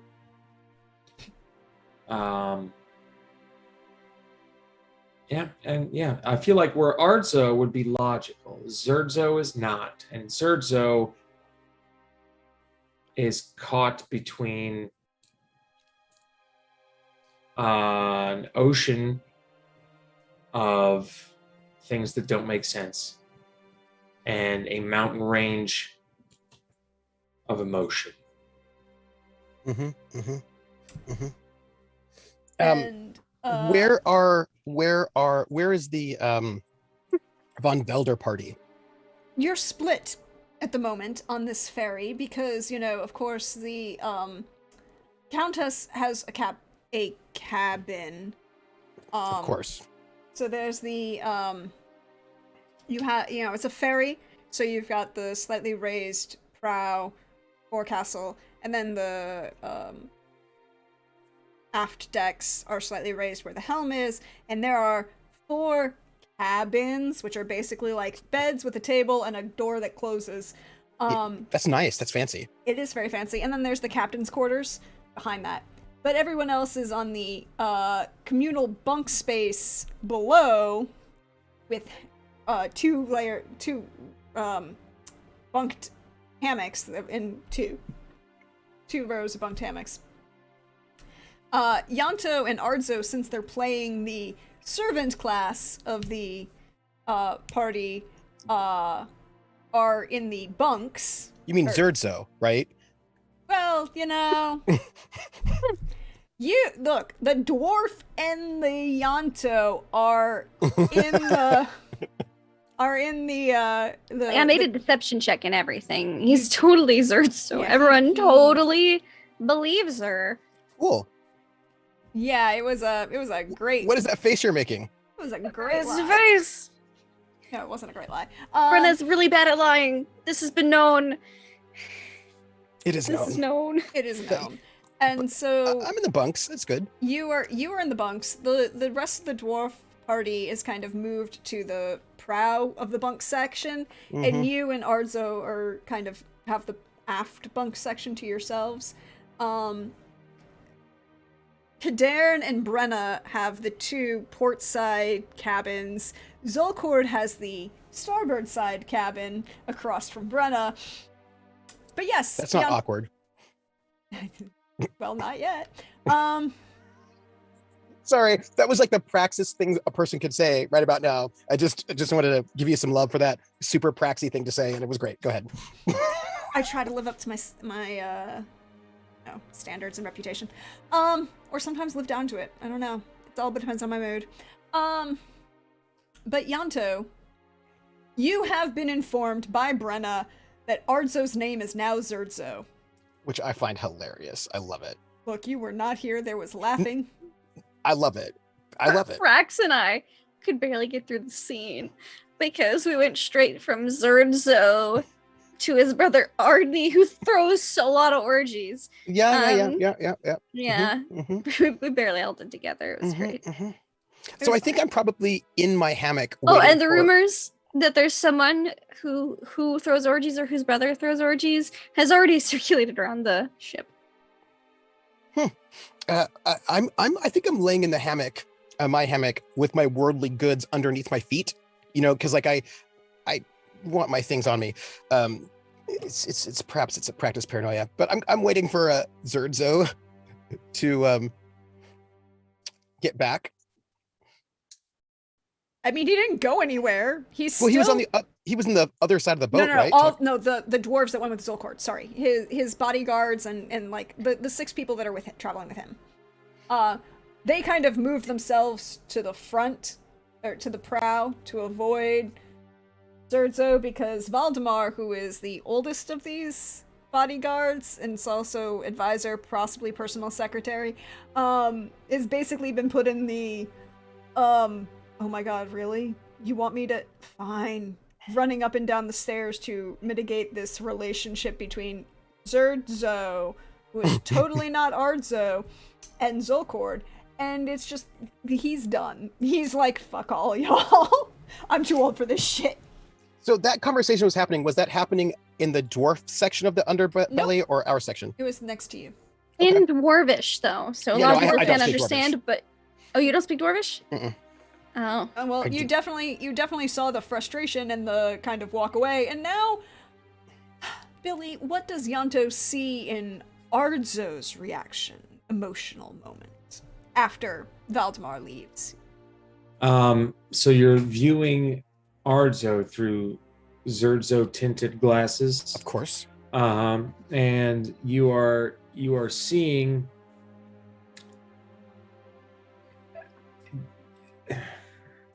I don't think you've ever seen Ardzo emotionally perturbed.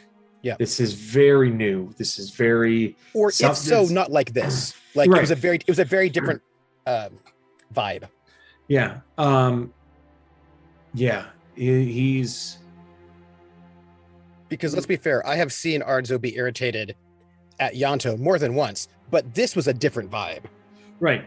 I feel like the Ardzo Yanto dynamic is like A bickering old married couple? Healthy, yes. Yeah, like healthy conflict Yes. that just happens. Yeah. This is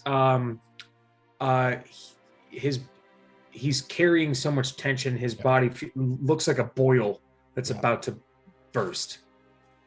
Like things have been dredged up. Are you? I have to ask. Sorry, top or bottom hammock? I need to know. This is really important. I don't know if I've got the span to climb to a top hammock. In which case, I kind of just lean over, and I go, "Oi, Zerdzo." That is what they're calling me. Yes. Well, from one Albert to one Zerdzo, I appreciate it. I find your name quite charming.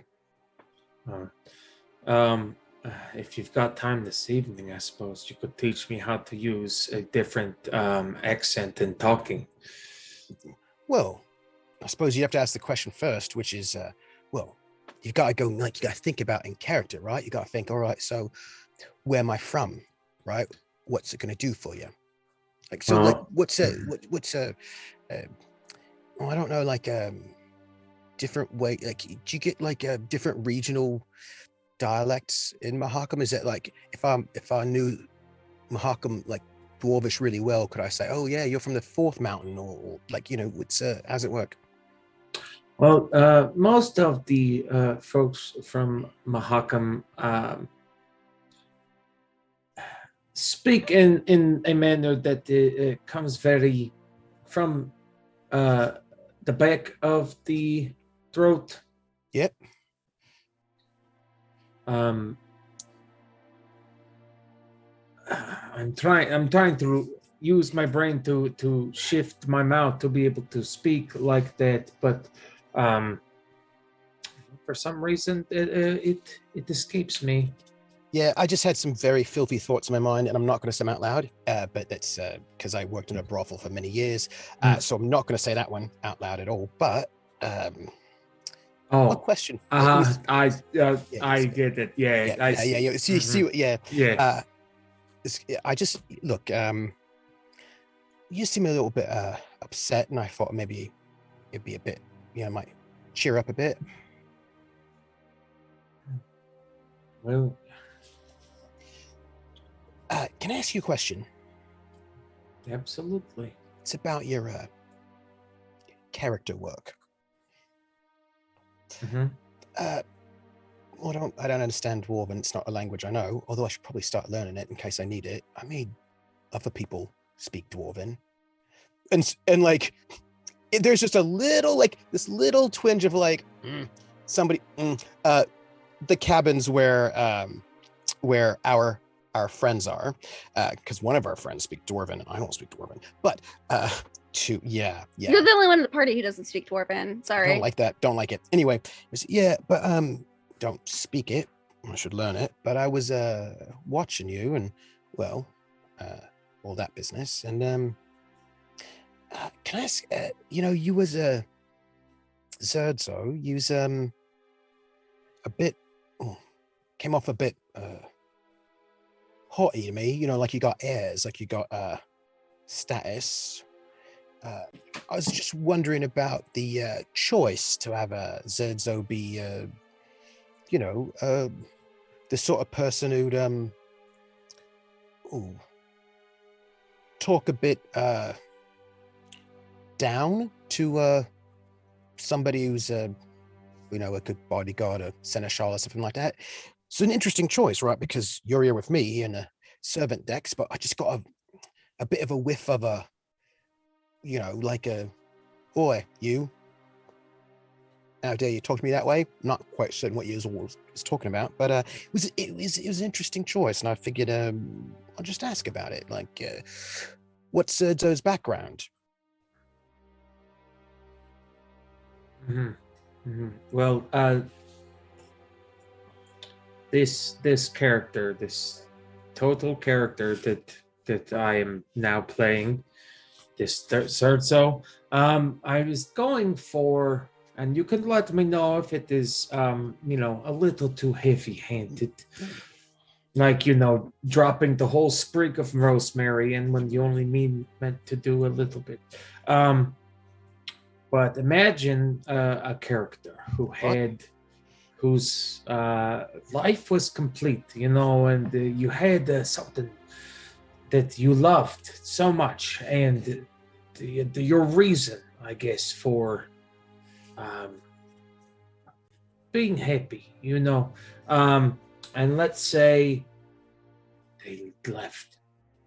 Well, no, it was gone. It was the universe, the continent, what have you, has taken that thing from you.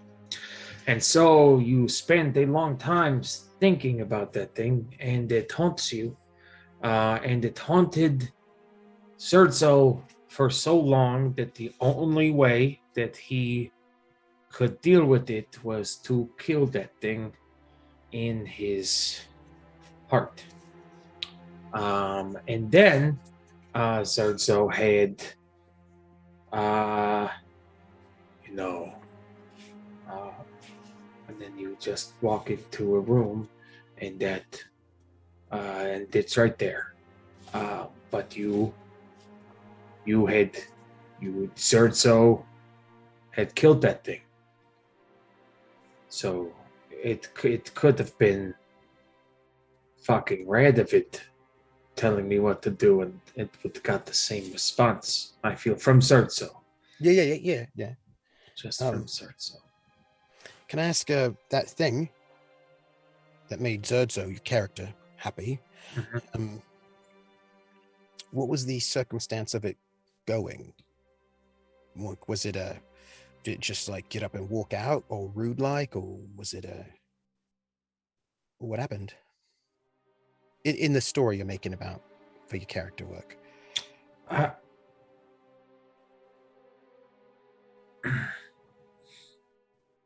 I can only imagine that they left, with the heirs, because Zerzo did not have the heirs, and it would have never worked out.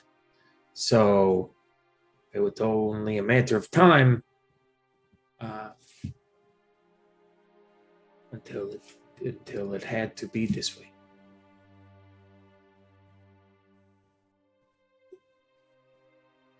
Paint me a picture then.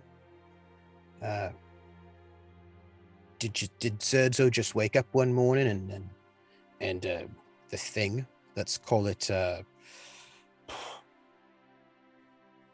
pie, just wasn't there?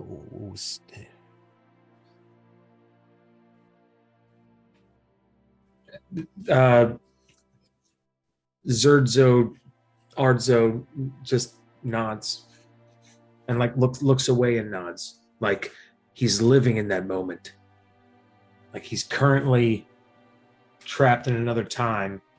The moment he wakes up and sees.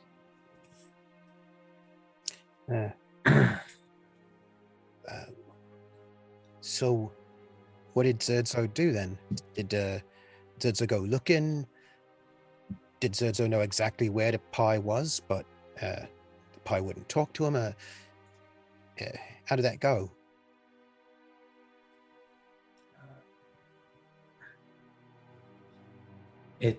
It was if pie didn't exist anymore. It was if all of the bakers, if they knew how to make pie in the local towns area, they had never heard of pie before in their life. There was poof, nothing. Wiped clean. Was Zerdzo in Mahakam at this moment or somewhere else? No, somewhere else, but similar lodgings, because I want to keep it, like a close. I know what I do, so it's Zerdzo. Yeah. It's similar. Yeah.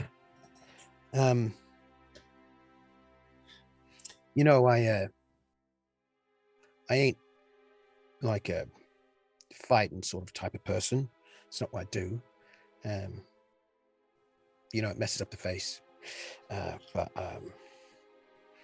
if you wanted, I could just I could destroy a pie. He thinks about it.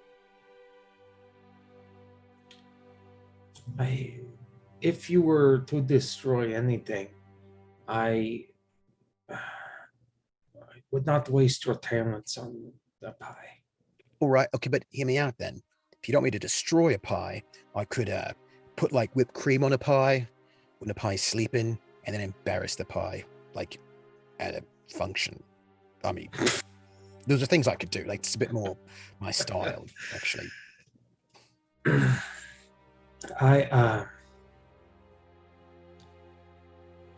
This happened so fast. So, I mean, I like the ideas that you are presenting. Just none of them feel right. I know.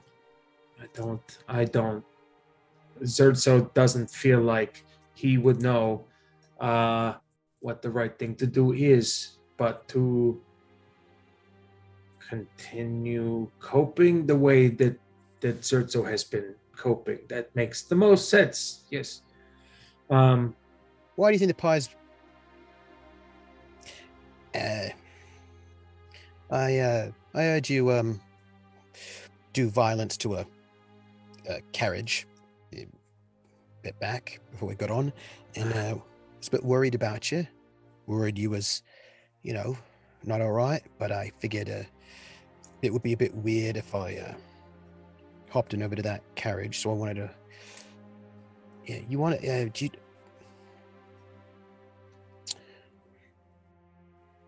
Do you? How about? I don't have anything I got on me. Really nothing good to give you. Because I know you. I don't. I appreciate you offering, but I don't feel like I need anything. But I don't. It seems like all of the work I had done and the journey I had lived, it's as if now a pillar that has been holding that up is gone. I don't know anything anymore. Well, yeah. Well, I can tell you something. Yeah. No, Zerzo. Yeah. Well, I could tell you something because, first off, he ain't that handsome. Like you like Zerzo could do way better. Is all I'm saying. That pie's like basic. It's just like not even a real special pie. Nothing. It's all right, but like Zerzo could do way better. And I mean, also, I mean, I'm sorry. That's all. But it it isn't your fault. You are here helping me. I will say that. I just I don't like seeing my friends in pain, you know? I unfortunately believe that somehow it's all part of it. Yeah, but you know what though? I'm just gonna give you just my advice, just my feelings. Whatever that fella, I feel like he's well, a little too little too late, that's what I figure.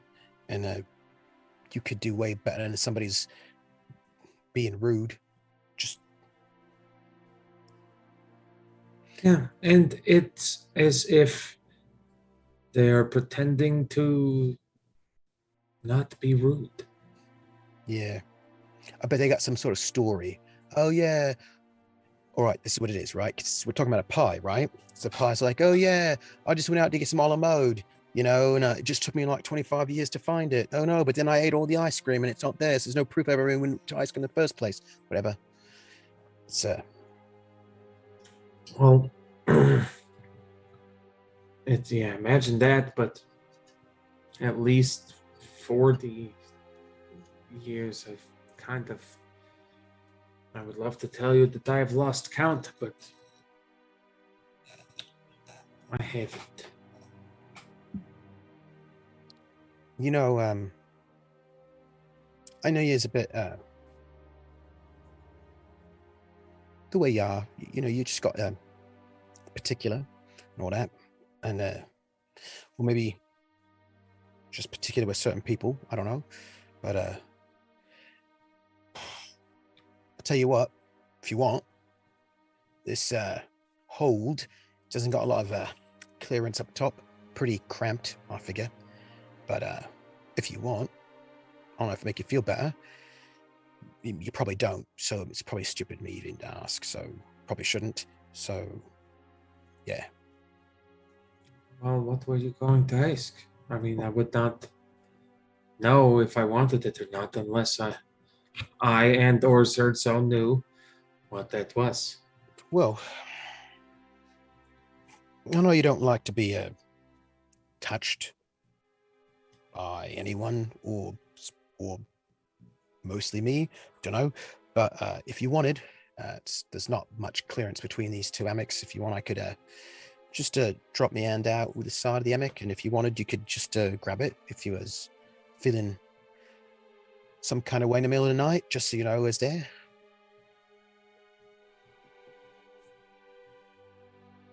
I think I would like that. I'll be real subtle, like I'll just drape my hand just over the hammock, and in case you needed it. How are the hammocks configured in the bunk-like fashion?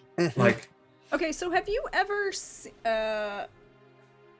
been to seen a sailing vessel of the 14th through 17th century?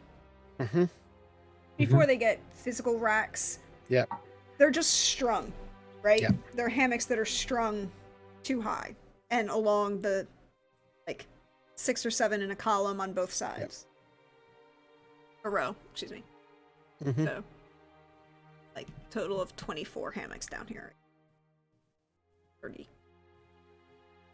Yeah, so there's, the bottom hammock has got about, like, a foot off clearance, maybe. And then the top hammock is got, like, maybe 6 inches of clearance above your head. Yeah. Don't sit up in a hurry. Nope. I mean, if you just want to, like, hit me in the back of the back, whatever. You're just gonna hit the head. It'll be a thing. So the side of the hammock that's closest to the wall, Yant will just like, they're this way, yeah. The side then that is furthest away, like the one that I figure will have fewest eyes on it.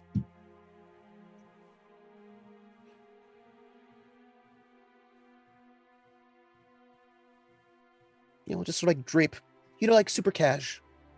Sort of drape my hand down. And I imagine I can probably actually even touch. It's like 6 inches, right? Yeah.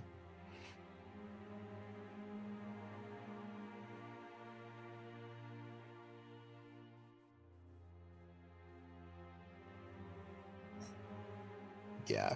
And I think I would just sort of tuck my hand. So I'm thinking about it, right? I'd probably just tuck my hand in between his arm and his rib cage. Just kind of like, just tuck it in there. And you kind of feel his body like coil around it. You feel his legs come up like he's in this hammock attempting to like get into a weird fetal position. And like kind of wiggle up and like pulling the cloth of the hammock over, almost cocooning himself.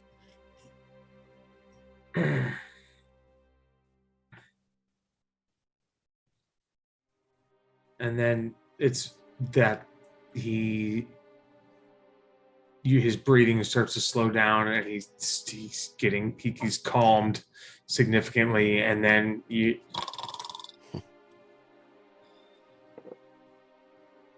Nyanto sends a psychic message to his sister, but he actually doesn't have that ability, so he just thinks it real hard. And he thinks it's kind of, it's like, it amuses himself a little bit to sort of like imagine having magic like people do. But he kind of just like peeks over to where her cabin is and wonders if the lights are on. Yeah.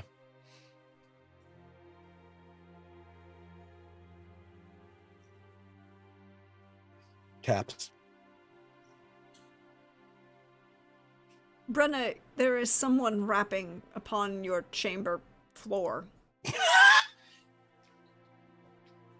Daniel, but he's not the one doing it, so he just gets, because she's not sleeping, she's just meditating. I think he just gets a heel boot dunk in response, and that's it. Like, keep it down there. But Yanto ponders. Just a single thunk. Like, that's it. Scratching graffiti in there, but she wouldn't see it, so then it wouldn't be any fun. But he just sort of like puts his hand up there because people seem to be in like a really terrible space. And like, it's just like, he knows that she's not gonna like know. Meanwhile, she ponders, I wonder how watertight this floor is. He's like, but she doesn't do anything. If he doesn't continue rapping on her floor, she doesn't pour water on the floor. He's like, what kind of a prank can I do to my dearest sister? Nothing from here. I don't have the sense of where her bed exactly is, but she did thunk. It was probably around, nope, gonna go to sleep. But if I did, nope. Ponders it. And just like keeps his hand, keeps giving Ardso his hand as he sort of sleeps fitfully, like in that kind of very light, sleepy kind of a way, just in case anybody's too close. Probably wakes up quite a bit, during the middle of the night. Doesn't sleep too much. Mm-hmm.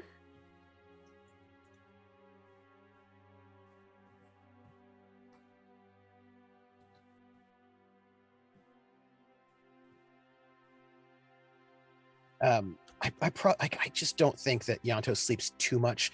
There's can't put his back up against a wall. You know what I mean? Like this is not like a secure space. So his sleeping is just look, there are people that he doesn't know around. Brenna doesn't sleep at all, but she's also trained to do that meditation. She doesn't. She just Witcher meditates. Oh, not for me, no. But I am up an hour, like at dawn, like an hour after dawn, ready to go up on, where I was told an hour after dawn. And I sneak out. I walk up very quietly because I don't want to wake anyone else up, including Mr. Floor Wraps.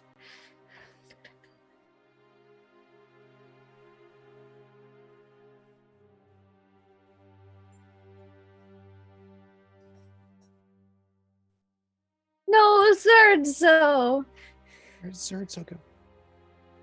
I'm gonna have to if I hear creeping on my chamber ceiling, I might want to find out what she's up to. If you hear creeping. Oh yeah. Yeah. Mm-hmm. Yeah. Well, if your stealth is anywhere as good as your deception. My stealth is at least 3 times better than my deception, my base deception level. That's bad.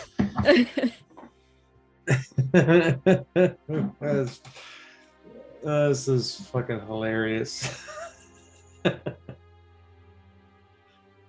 Almost 6 times better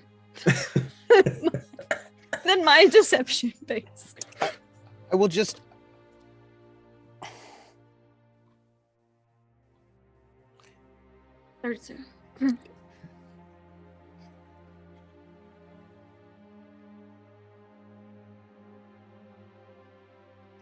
Yes, and it's a good thing that Sorry, there's still 3 days till you get to Beauclair. Plenty of time to. It's a good thing dwarves are known to be completely reasonable creatures. Yes, absolutely. I will say before Billy goes, if Yanto has to sneak out because there's creeping going on, he would take like a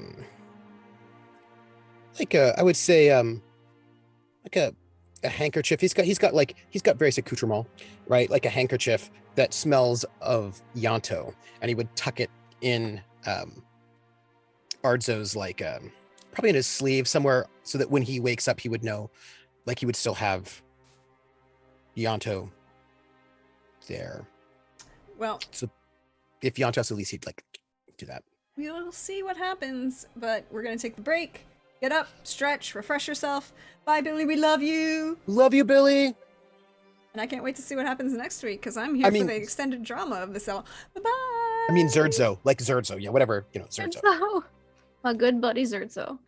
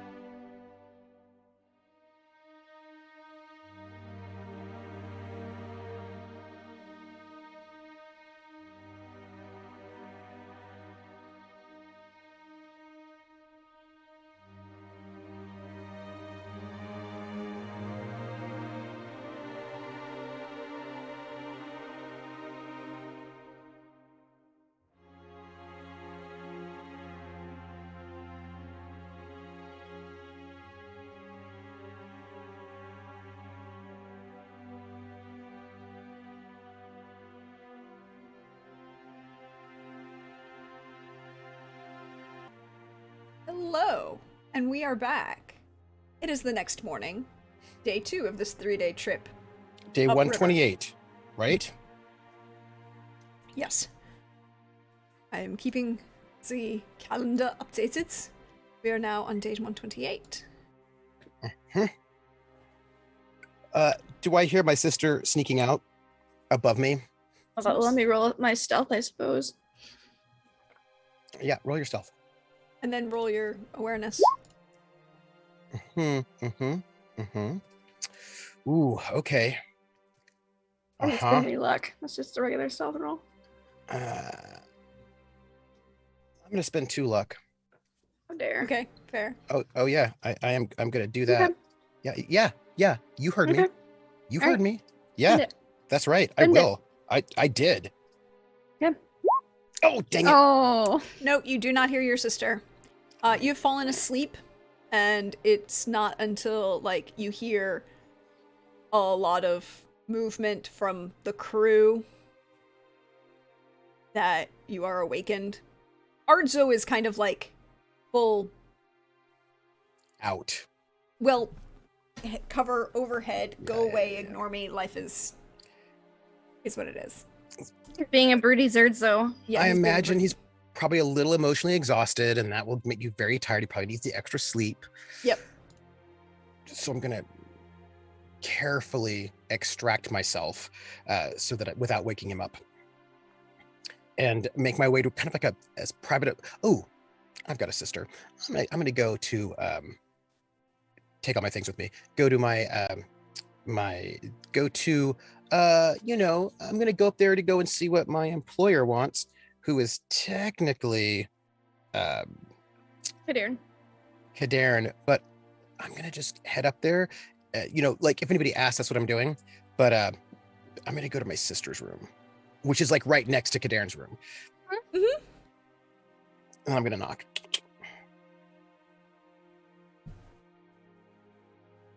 No answer. I'm gonna knock again. Still no answer. Excuse me, housekeeping. No answer. Is the door locked? I don't know if these doors have locks. Yeah, I know. Or they might have like an inner bar or something like that. You know what I mean? I'll try it. If If it's an inner bar, no. I'm gonna get in there and I'm gonna get ready because Yanto is a little bit particular about cleanliness and like getting ready. It's a bit of a thing. Like if She's not in her room. Yeah, I will use your empty room to get myself clean and ready. And since you've been on the road with him, you actually know that he will get up early, Mhm. like earlier than other people, to go and make sure that he's clean. And like there's a kind of like a fastidiousness to him at times. Even if he's looking like messy, he's spent time to look like that on To purpose. intentionally look messy. Yeah. Yeah, but he's probably still quite clean, unless he has to not be for a particular reason. But he will not go through any of your stuff, though. He'll just get himself Nice of you. wash himself up, get himself ready, get Yeah. himself back into Albert sort of mode. And then he's going to go out and try to find you. He's on the deck. In the forecastle, I think is what we said. I think at this point, if the rest of the sailors are getting up, it's probably been a couple hours past dawn. Probably about like 8 a.m., 8, 9 in the morning. So she's probably wrapping up her training. Is she by herself? Training by? I mean, I'm sure there's sailors on deck, but Yeah, but she's not like trading with anyone. mm-mm. She's probably worked up a nice it's probably the sweatiest you've seen her aside from like other little training incidents. She's probably like she looks like she just did a really intense workout. Yeah. And Yanto approaches you with his head down, so he's And not she's looking not you in the eyes. wearing her lady's dress right now. It is like Witcher Nice. garb, so they don't question as much. And he approaches like with his head down in that way that servants do for people who are probably very fancy that they also don't know very well. Mm-hmm. And he's like, pardon me, mistress, I hope I didn't bother you. There's a big long sigh. that you know the reason for it. But no, that's my just saying she's a little exasperated, and she goes, No bother, what is it? Oh, I was just finishing up. Oh, yeah. Well, I'm here on behalf of my employer, the Great Mage. Just checking in for breakfast. He wanted to invite you to breakfast. All right, I'll be down as soon as I clean up a bit. So in your quarters then? Sure. All right. Yes, mistress. Is there anything else you need while I'm here? I think she has a small smirk, just a tiny raise of one corner of her lip, and she throws a towel for you. Could you get this wet or damp? Of course, mistress. and there's just like a little mischievous grin as he does not With spit water? on it. Yeah, oh, thank you for specifying. I don't know how to read, so I get confused by words. It's a good thing I gave you verbal directions. Yeah, I mean, I need it, and everything. Yeah. Oh, water. Remember that. Clean water, mistress, because Please. it's so difficult, for me to figure out. Instructions are difficult for me, but yeah, clean. All right. Unless the mage wishes to dine with a very sweaty witcher, then yes. And Yada's gonna go and go to one of the actually try to find some of the cleanest water he can get. We're on a river. He could probably just dunk it. Yeah. That's her. She's like, yeah, it's clean. Yeah, just dunk it over the side. He'll come back with But that way she doesn't have to walk over herself. She's like, well, since you asked, I'm gonna have you do something for me. And he's like, well, mistress, I've got to make sure that I got the right liquid. Just make sure it's not urine or nothing. And he's gonna toss the rag at you in this like sort of a quick way, so that were it urine, it would be on you if you caught it, or on you if you didn't. I think she catches it with her sword. It's not urine, it's just water. But he's like, well, the point is made. Oh. Thank you. And she'll just kind of towel herself off a little bit with the damp towel, so she's not dripping sweat. well, I'll go and tell me master that you said yes, and that he will meet you in your quarters for breakfast. He just nods. And he sort of makes a little bow, and then sort of turns. It's oh, fancy people, he says, under his breath, loud enough that you can hear him. They're so impressive, these fancy people. Who knows? They've got all sorts of, airs and all that business. As he sort of he's just messing with you as he sort of heads back down and goes. She tries really hard not to roll her eye. And he'll slip a note. She'll go down to her room after she gets cleaned up. Yeah. Yanda's going to be in your room. He's left a note to our party members to go and that we're having breakfast in your room, and he's going to just go to your room before you get there. We both have to sit on the bed in order to fit. I don't know if all four of us could fit in this room. Ooh. It's a bed and a desk. It would be tight. Okay. It's possible, but it'd be tight. Yanda will sit on the desk. Brenna sits on the bed. So I left notes for the rest of them. They know where we are. They'll come and join us, I think, for breakfast. All right. So it's just you and me right now. Yes. Zerdzo's sleeping. I figured he would be. And I imagine Kadan's had 14 orgies already and is probably also sleeping. Oh, he's been reading. I imagine he's just either incredibly sleep deprived or he's only reading and sleeping. What's he reading? Books. About what?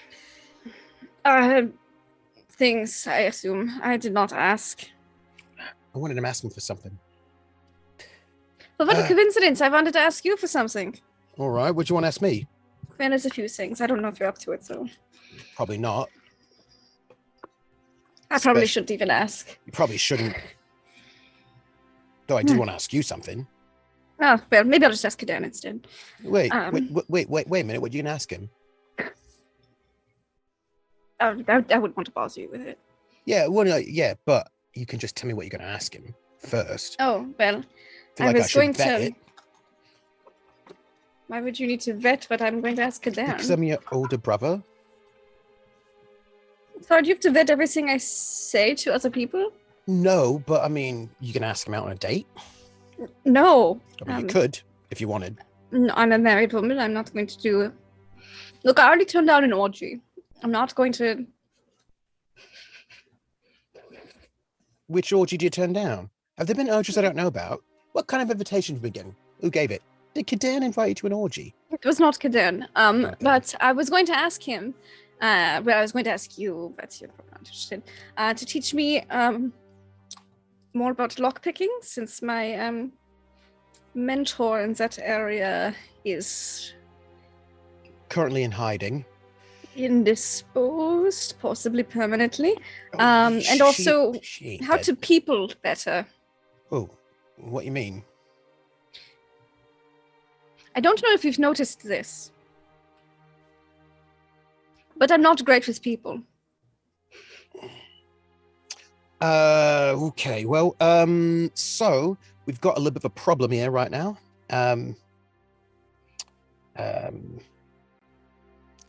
So I've got a bit of a conundrum, Mm-hmm. and I'd love for your advice. Yeah.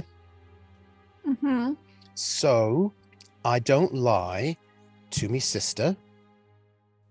So you said I don't know if you noticed, but I ain't good with people. So should I say, what? No, but that would be a lie, and that would be No, I said you probably have noticed because yeah, it's because not... I have noticed. Yeah, I mean you're not real bad with people. Eleanor taught me a lot. Oh yeah. And I you- used to be much worse. Oh really?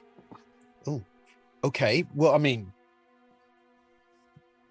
how much more worse could you get? That's not an insult, though. That's just a noting that sometimes. Anyway, so that's a. We could talk about cover stories and how to make them because that was so sad. It's not great, but no offense. I was put on the spot and I had to come up with something. As you can see, it is not my forte and I would like to be better at it. Yeah. All right. I mean, I could. I'm not the best at it, but I could give you some tips. You are most certainly better than I am. That's not really a compliment, but I'm It's just a messing with you a fact. little bit. No, you're supposed to take it as a bit of a Josh, like a bit of a joke. It's not. Anyway, not trying to be harsh on you. Yeah, I could give you a couple of tips. You don't have to be harsh. You can just be honest. I know it. I'm not good at it. It's You're not the worst. a shortcoming. You're not the worst. And for lockpicking, you're all right. Yeah, your technique was all could have a bit more finesse to it, but you're not bad. Mm-hmm. That's what Eleanor always said. It's like a little bit too much force. You know what I mean? Like you don't always have to like it. Sometimes you just do a very light touch. It can be one. It's more quiet, so a little bit longer, but less likely to get caught, and less likely to damage things and leave a mark. I've broken a afterwards. lot of locks. Yeah, that's one way to do it, but like not the only way. No, I was learning to not break them, and it was Um, going better than the people teaching was, but Let me ask you a question though. all right. Do you want to get better at people? Really, I do. though? For I real? do. Yeah. You know, being better at people isn't always what you might think it is.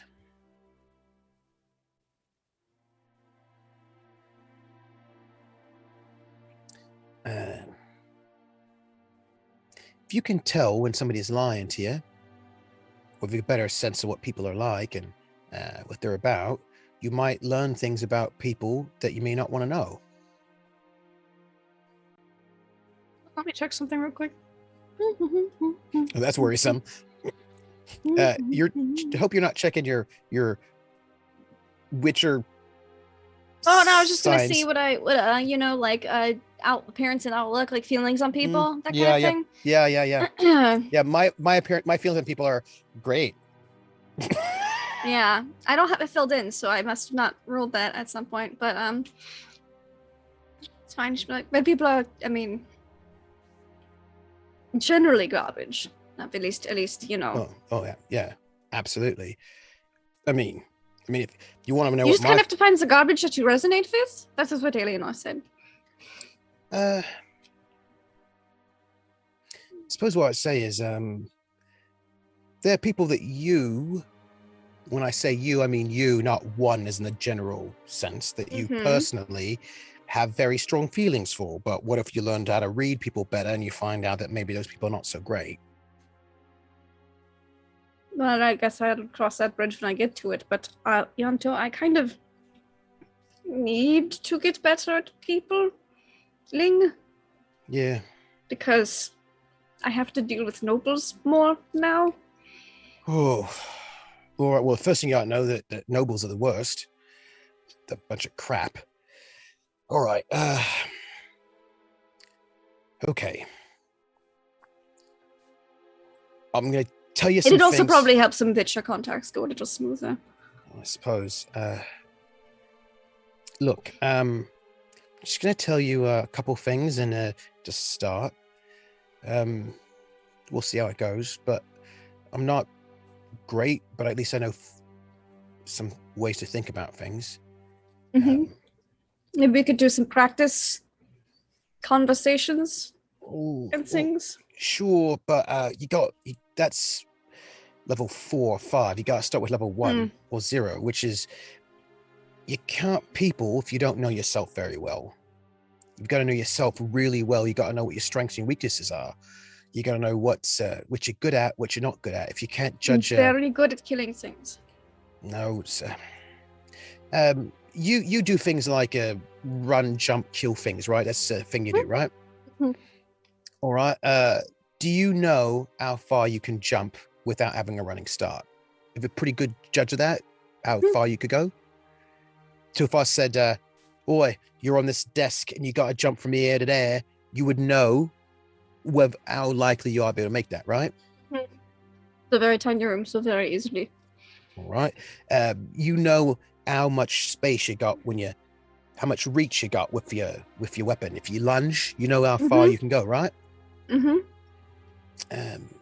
thing about peopling is that if you don't know exactly how far your reach is with your rapier, you're not going to be able to judge how you're going to do how well you're going to do, right?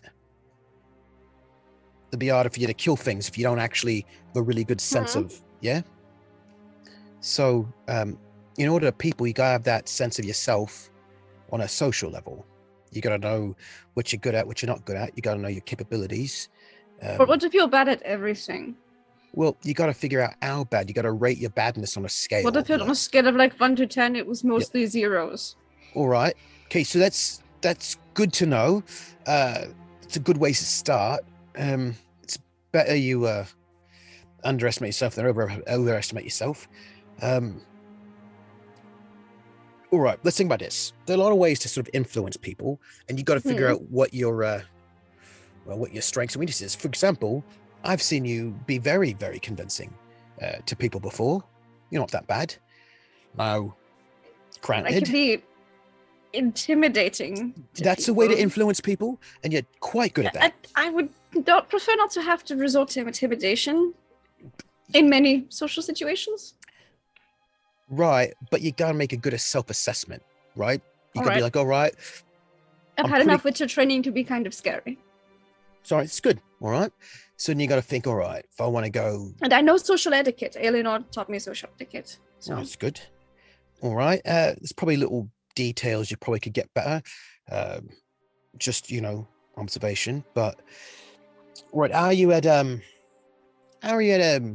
convincing people of things, like persuading them? How good are you at that? All right, wait, think about it this way. Think of me as I don't know, like the elder from Mahakam, right? And you want to just let's say you want to I don't know, you want to just charm me a little bit. You know what I mean? Let's just like make me like you. It's like in a general sort of way. What would you do? Probably speak in Dwarven. It's all right. Yeah, it's good. And then I would say something like, your beard looks nice for dwarves. All right. So Mahakam is pretty cool, I hear, this time of year. yeah. Okay. Well, let's pause. Back up a little bit. We work on that charisma. Let me tell you something, and I don't want you to, take this wrong way. But anytime you talk to anybody, you got to think of this as like a combat. You never talk to nobody unless you know what you want out of it. Every sort of conversation with anybody is always about getting something out of them, or they're trying to get something out of you. So you just don't get to have conversations just for fun. No small talk? No, well, yeah, you can do small talk, but that's always part of the game, right? Oh. It's like, I don't know, it's like sparring or something if you're a Witcher, I don't know. But you got to think... Not like most of my conversations were, but I mean, I really don't start or initiate conversations unless I want to talk to you. Or you in the general, you, not you specifically. Yeah. Well, but I do like certain people more, and so I will talk with them about things of interest more, like you and Zertzo, Kadan. I think more like, so you got to know what you're good at, what you're less good at. You got to know yourself. If you can't judge yourself and your capabilities, then you're not going to be very successful.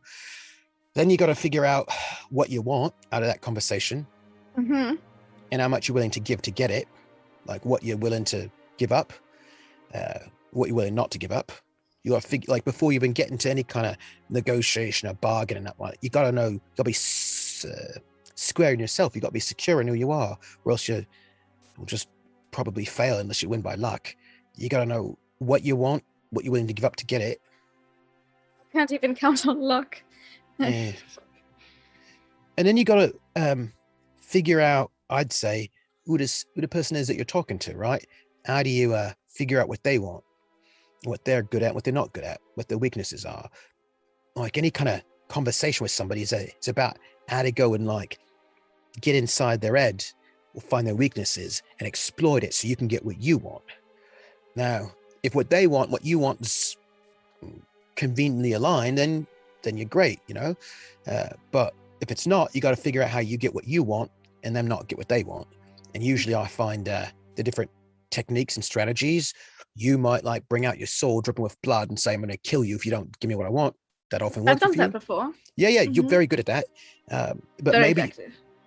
I'm going to put it this way. Can't really do that in a lovely social setting. Yeah. So I mean, you did would back in not the castle be... with Philibert, so is it?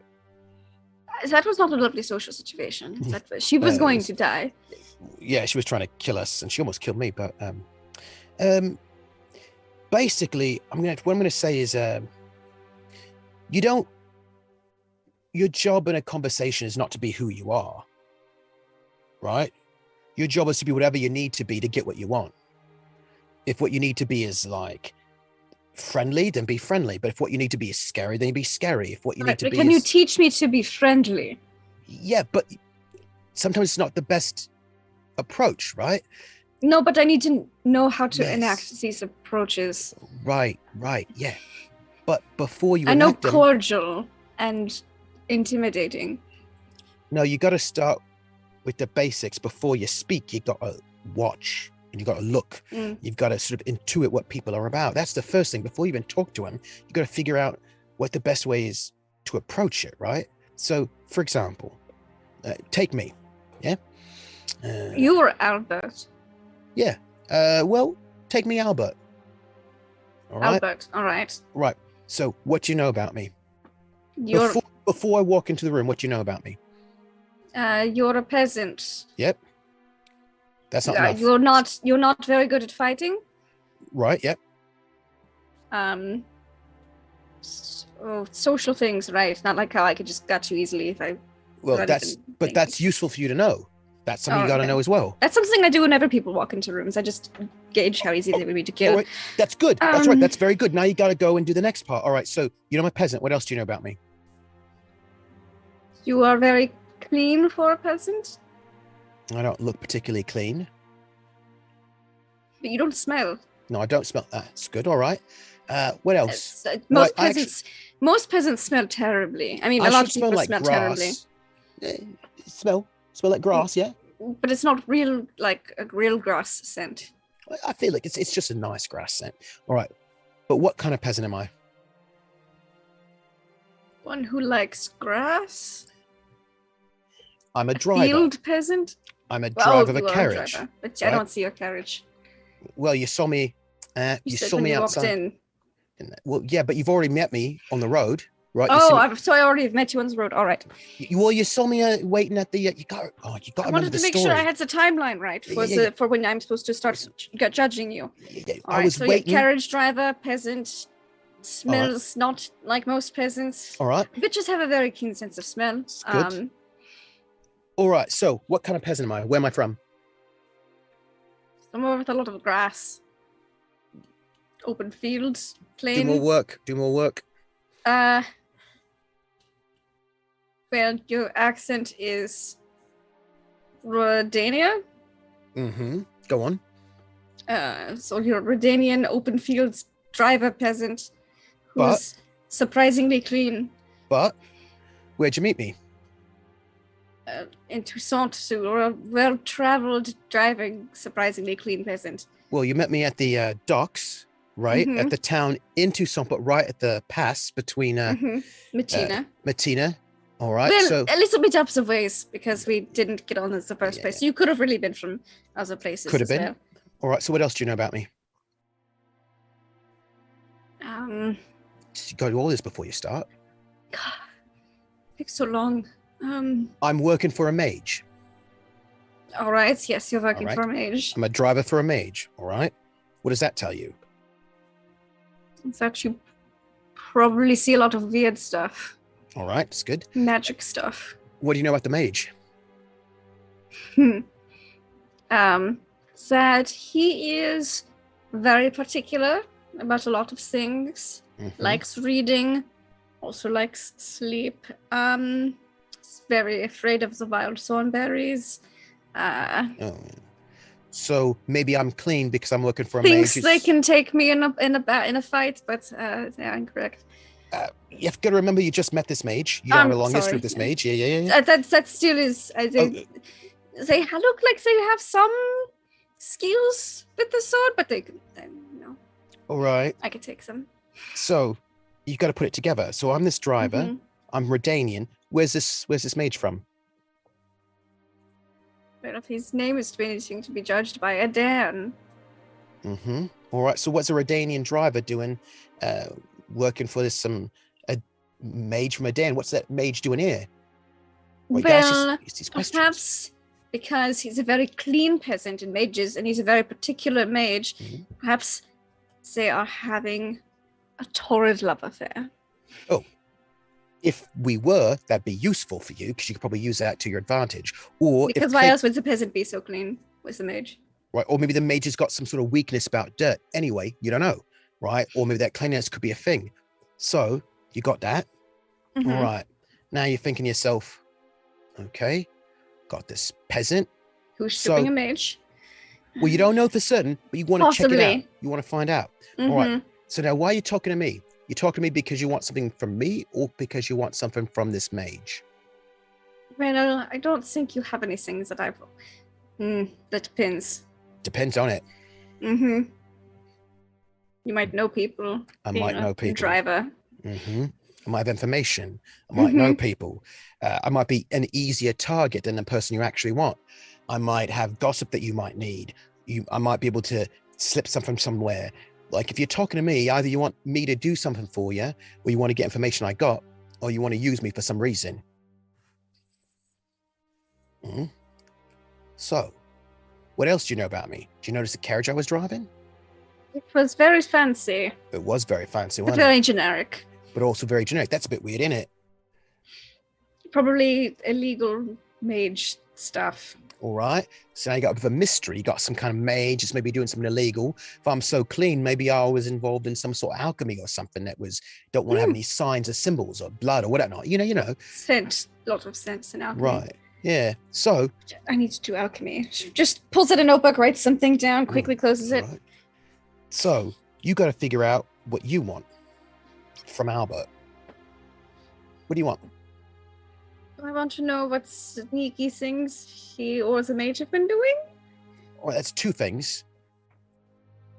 What sneaky things that they've been doing All along right. the route? Because it could be him, it could be the mage. I don't know. Right. Yeah. All right. So you got some suspicion. You want to find out some stuff. All right. So, but you're talking to me, not the mage. Why is that? Probably because mages can read your minds. That's bad. All right. So you're talking to this driver. So now, what do you think I want? A tip? You are a peasant. Money? All right. Good start. Acknowledgement of your hard work. Servants are very often underappreciated. Well, that's true. But here's the thing. Money might not be a good choice. Can you see how expensive that carriage is? Right? It depends on how well they're paying you, really. Yes, right. I mean, you could be driving a very, very nice carriage and be paying your people diddly squat. That's right. So what you got to do, the first things first, is before you decide what not and what not, you got to figure me out. You got to figure out which way to approach me. You got to figure out, do I like, is it better for you to approach me in like a less formal way where you're a bit more personable, like we're a bit more equals? Will I like that? Was it better for you to come in full on countess without no idea. Yeah, you don't know, but you got to find out before you approach me, right? So how do you figure it out? I have no idea. All right. I can't just walk up and ask you. No, you can't. That is how I usually accomplish things.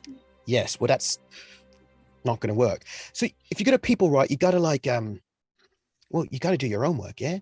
So one of the things you'd probably want to do is watch how I interact with the mage. See how we interact with each other and how I interact with him. Like, how does he treat me and how do I feel about it? So you want to do some like, you want to, use How do I tell what you're feeling about it?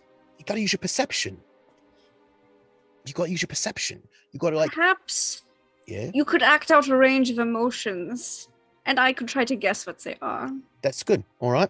So why don't we start? All right. If Kadan went passed out drunk, I would just have to talk with him. But I'm going to pretend like I'm talking to, wait a minute. Not just me and a mage. You got to see how I work with the mage, the boss. You got to see how I work with other people, right? All right. You want to make that looking before you talk. You got to look. All right. So let's say I'm looking. Oh, you. Let's say is passed out drunk. Well, right now he's with us in a room. You got to imagine he's with us in a room. All right. You change scenarios. All right. Yeah. All right. So imagine. Here you go.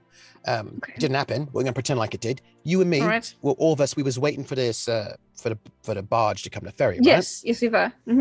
Which means you've been looking. You've been like, oh, my witch medallion, witcher ears, or whatever, buzzing like they do, witcher style. So like, there's something mysterious going on. Yeah. So you're like, all right, I don't know about that. So you're watching me and Kadan sort of interacting with each other. Yeah.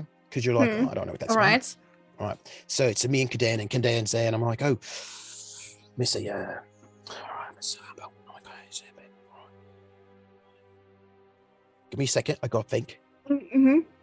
She's just staring very intently. All right. Gotta get in my head. Yeah. All right. Oh, Master Kadan, what you need this morning? I got your, I made everything, your clothes just like you like it. I made sure they were all clean, pressed, and ready to go. Is there anything else you need from me, sir? I made sure that the carriage had really good, the fix of all the suspension so you wouldn't get any more shocks like you did last time, and I'll make sure I drive more smoothly. So what do you need from me this morning, sir? All right, what you got? Efficiency. You're very efficient. All right, so that's nice, right? That's about like how well I do my job, yeah? You want to get to the emotional core. You want to find out. There was emotions there? Yeah. Oh. Yeah. All right. Was it really subtle? No. Oh, I mean, it was a little bit so, but not that subtle. all right. All right. I'm gonna try it again. All right. Okay, all right. And it's not efficiency. That is not the. I guess that efficiency isn't an emotion. No, it's not an emotion, but it's Alright. also efficiency is a tool, right? So you notice I was efficient, right? So you got to ask yourself questions like, why am I efficient? Why? Because otherwise you would have been fired. Maybe, maybe not. Because what if I'm not efficient? I'm not fired. That would tell you something, right? Then you would definitely be having an affair. Maybe, or I'm blackmailing him, or who knows what, right? Or I'm You're secretly his blackmailing brother. him. You probably wouldn't be working for him. You don't know. Or maybe like I'm actually not even a driver at all, but I'm actually an assassin. I'm about to kill him, and I'm just not good at being a driver. Like you got to figure out what. All right. But you are good at being a driver. You're efficient, but beyond the efficiency. Right. Right. Why am I Perhaps efficient? mask it less, and I will try to pick up on it. Okay. All right. Master Kadan, I worked really hard to get everything ready just like you wanted, and I cleaned everything like you said. I did it, everything you said. Everything's ready, and you're not going to have any trouble for me this time at all. I hope you don't get mad at me.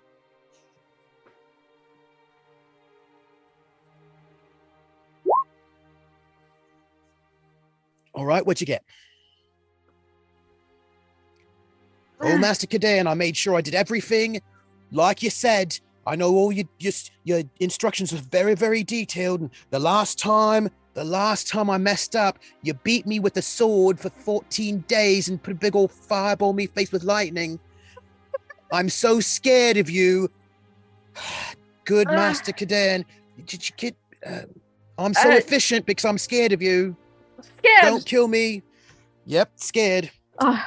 Yeah. So... I can't believe I now won. All right. I think I was picking up on something else there. Could you run through it one more time? All right, but I'm going to switch one more time. up now. I think. Okay. No. I think I picked up on a secondary emotion. Please, I want to see if I was right. All right. Can I be a little bit more subtle this time? Yes. All right. Okay. Right. All right. You ready? Uh-huh. Okay. Oh, good, Master Kadan. I hope you're doing very well this morning. I got here early, just like you always like. I've made sure everything is ready, and I hope there's nothing scary going on. And then I'm going to be Kadan, right? Oh, well, you driver. No, he doesn't speak like that. He's oh, well, you driver. I hope you've done everything I've wanted you to do, because if you don't... Doesn't sound like that either. But...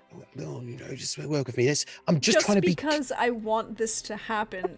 This is the perfect moment to have Kadan show up for breakfast that you invited into in your room. I slipped a note under your door saying, come over to Brenna's room for breakfast. And Gunther's sitting on the desk, and Brenna's sitting on the bed, like up and just staring at him intently. Of this ferry, by the way. This is the second day you're on this ferry. Yes, we're on a ferry. And I'm currently pretending to be you. Well, I am this mage, and if you do not do what I wish, servant, you will regret it. All right? All right. Is not like how I sound at Kadan! all. That is what I said. I did say that. But I'm going to guess that you are Alfred. No. Albert was being submissive. That's an emotion, right? Yeah. It's a stance, but yeah. All right. All right. So, come in. You can sit on the bed if you want with me, sister. Right in there on the bed, right next to her. He just pats briskly next to her, pat, like still just very intently. All right. Oh wait, no. Kadan, come here. I got to whisper in your ear. What? All right. Brenna. You want me to not hear this? Don't hear this. It will ruin everything. I try my best. I can't. No promises. All right. She just tries to not hear it. Kadan, this is it. Are you ready?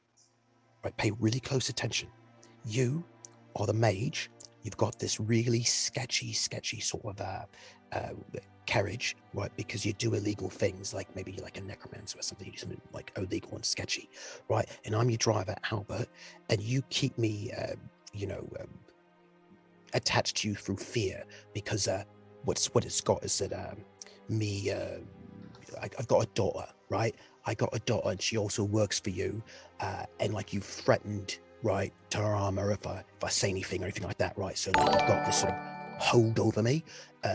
Next thing though is that you're really weirdly like obsessed with cleanliness, and everybody around you's got to be clean all the time. That's one of your weaknesses. Like dirt's going to distract you or whatnot, right? So I want you to be like a bit obsessed with cleanliness and also a bit of a menace underneath, right? And I've been working with you for like a long time, like since I was like real small, and like you got this like hold over me. So like you got to set that up when I'm going to talk to you, right? Like you begin in the morning, right? That so that she can practice like figuring out what people's weaknesses are, because she can't convince nobody of nothing if she don't like, if she can't read people. All right, you got it?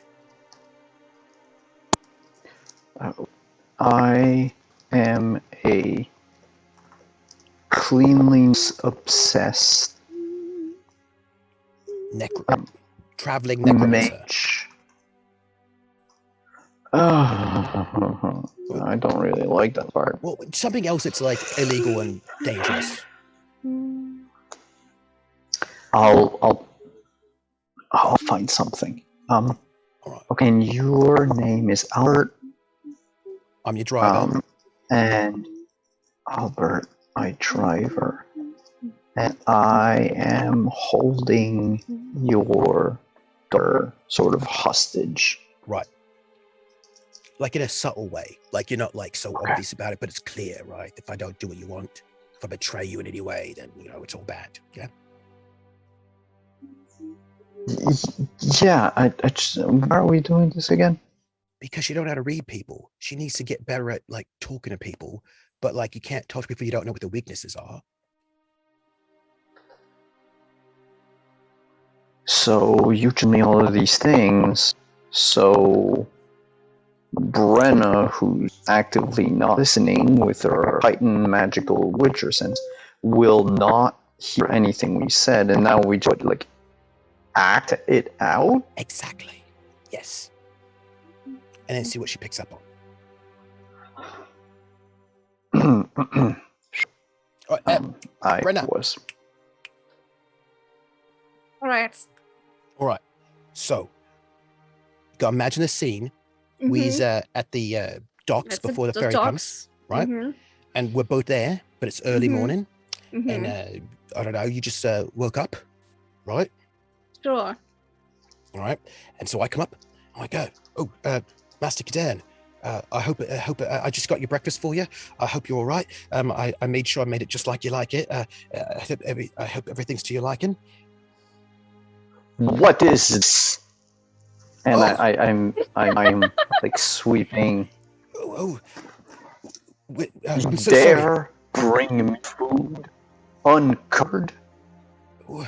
like this, and you have the gall to speak over said food and just pepper it with your spit as you poop. So sorry. I'll fix it. I'll fix it. Offended? What? Pointing at Kadan. Offended?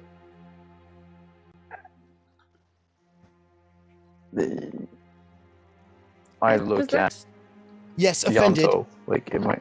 Yeah, offended. But what does that tell you? How can you use that? How can you use it to your advantage? He's easily offended by food. We don't know how easily offended he is, but he's offended by food, right? So, or the food being not messed up, all right? Clear me spitting upset him, all right? So that's your first bit. I didn't notice you spitting anything. Well, either I did or I didn't. If you were looking and you didn't see me do it, that means you might be overly nervous about germs. If I did, then, you know, right. Or he's lying. Could be, but why lying? Maybe he's lying because he just wants to, he likes to. Because he's the dominant one and you're the submissive one and he wants you to be more submissive. All right. I mean, he's a mage, right? I mean, he's got powers. Of course, it's like sort of, you know, all right. What? I would not necessarily use dominant and submissive in that particular context. She's trying to figure out if we're having a tour affair. That's where we're at. That's where we're at. Yeah. Oh, okay. But But I just thought I picked up on those. I mean, those are emotions, right? So, yeah. not really. But all right. So Take the sip of tea or whatever's in here. all right. So you want to go and figure out. It's difficult. You want to go figure out if we're doing something shady, right? So at this moment, I got to go refix the food for my master. So I'm going to go off to the side, right? To go and like refix the food. So what's your plan? Sit here and just try to understand what you are feeling emotionally.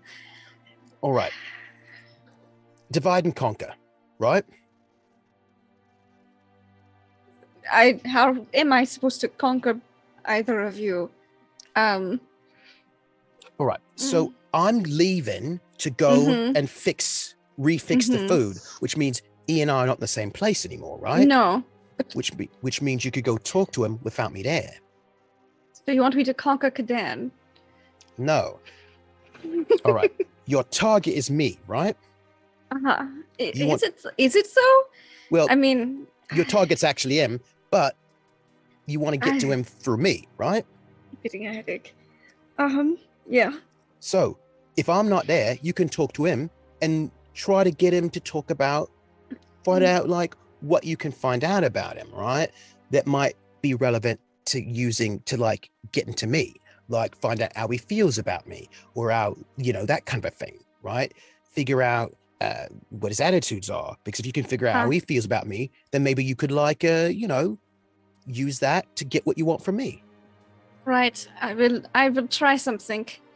Right. Before you do, remember what you want. What your goals in that conversation? To see if you are both doing anything suspicious. No. What's the suspicious thing is? No, that's like the overall goal. That's the overall goal. But in this little conversation, talk to him while you're not there, so you can't hear what I'm saying to him. But what you want is to find out more about our relationship, right? Right. Yes. Could there be a written test on this later, perhaps? No. So you want to find out about our relationship so you can find what the weakness is, right? All right. I have an idea. All right, go ahead. I turn to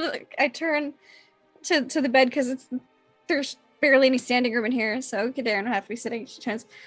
Hello there, servants. Am I right?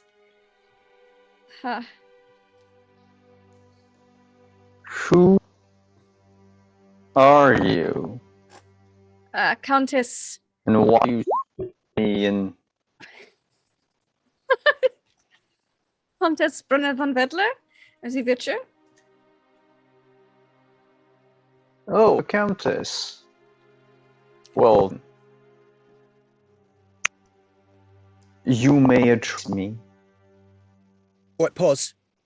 All right, what'd you learn from him right there? That he is okay with countesses. Think, like, go through the whole sequence, right? You started off, right? You were like, hello, servants, am I right? Right? Irritated because of your cooking, and then less irritated after he found out I was a countess. Good. That's good, right? He was First irritated, right? Then he was like, who are you to talk to me, right? Who are you to talk to me? You know, like, my count. He's like, oh, a countess. All right, that should have been a red flag for you. That was like a danger. Is it? Why is it a danger? First off, people are always a danger. But, like, he wasn't interested in hearing anything you had to say until you said he was a countess. But he wasn't like, oh, you're a countess. That's interesting. He was like, oh, you're a countess. I bet I could use this to my own ends. Is that what you were like? She just turns to look at Katarn. No, I thought that mean we were, on the same level. Social eating. I see. All right. And whenever you guys were talking, she was staring way too intently, like this at you, while you were speaking to her as your mage persona. All right. So you got a sense that he's got some kind of like right? There's a whole thing about like not caring about people who are lower. So you got that in your mind, right? So go on. And remember, this is really important. I know you want to find out in the end what kind of a suspicious thing he's doing, but you gotta have patience. You got time, right? You got like, how much time you got with this guy, right? We're gonna be on the boat, which means you've probably got a couple of days. So you can like slow it down a bit, yeah? All right, so go ahead. I will, yeah. Countess Brenna von Vedder, are you traveling to Beauclair? It's lovely this time of year. Look, I looked at Yanto.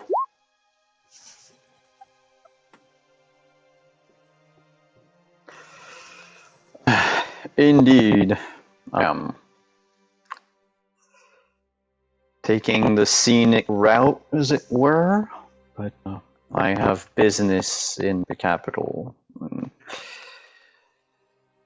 Business that would require me to use peasant means of transportation. Well, at least the journey is only about 3 days, so you shan't have to endure it for long.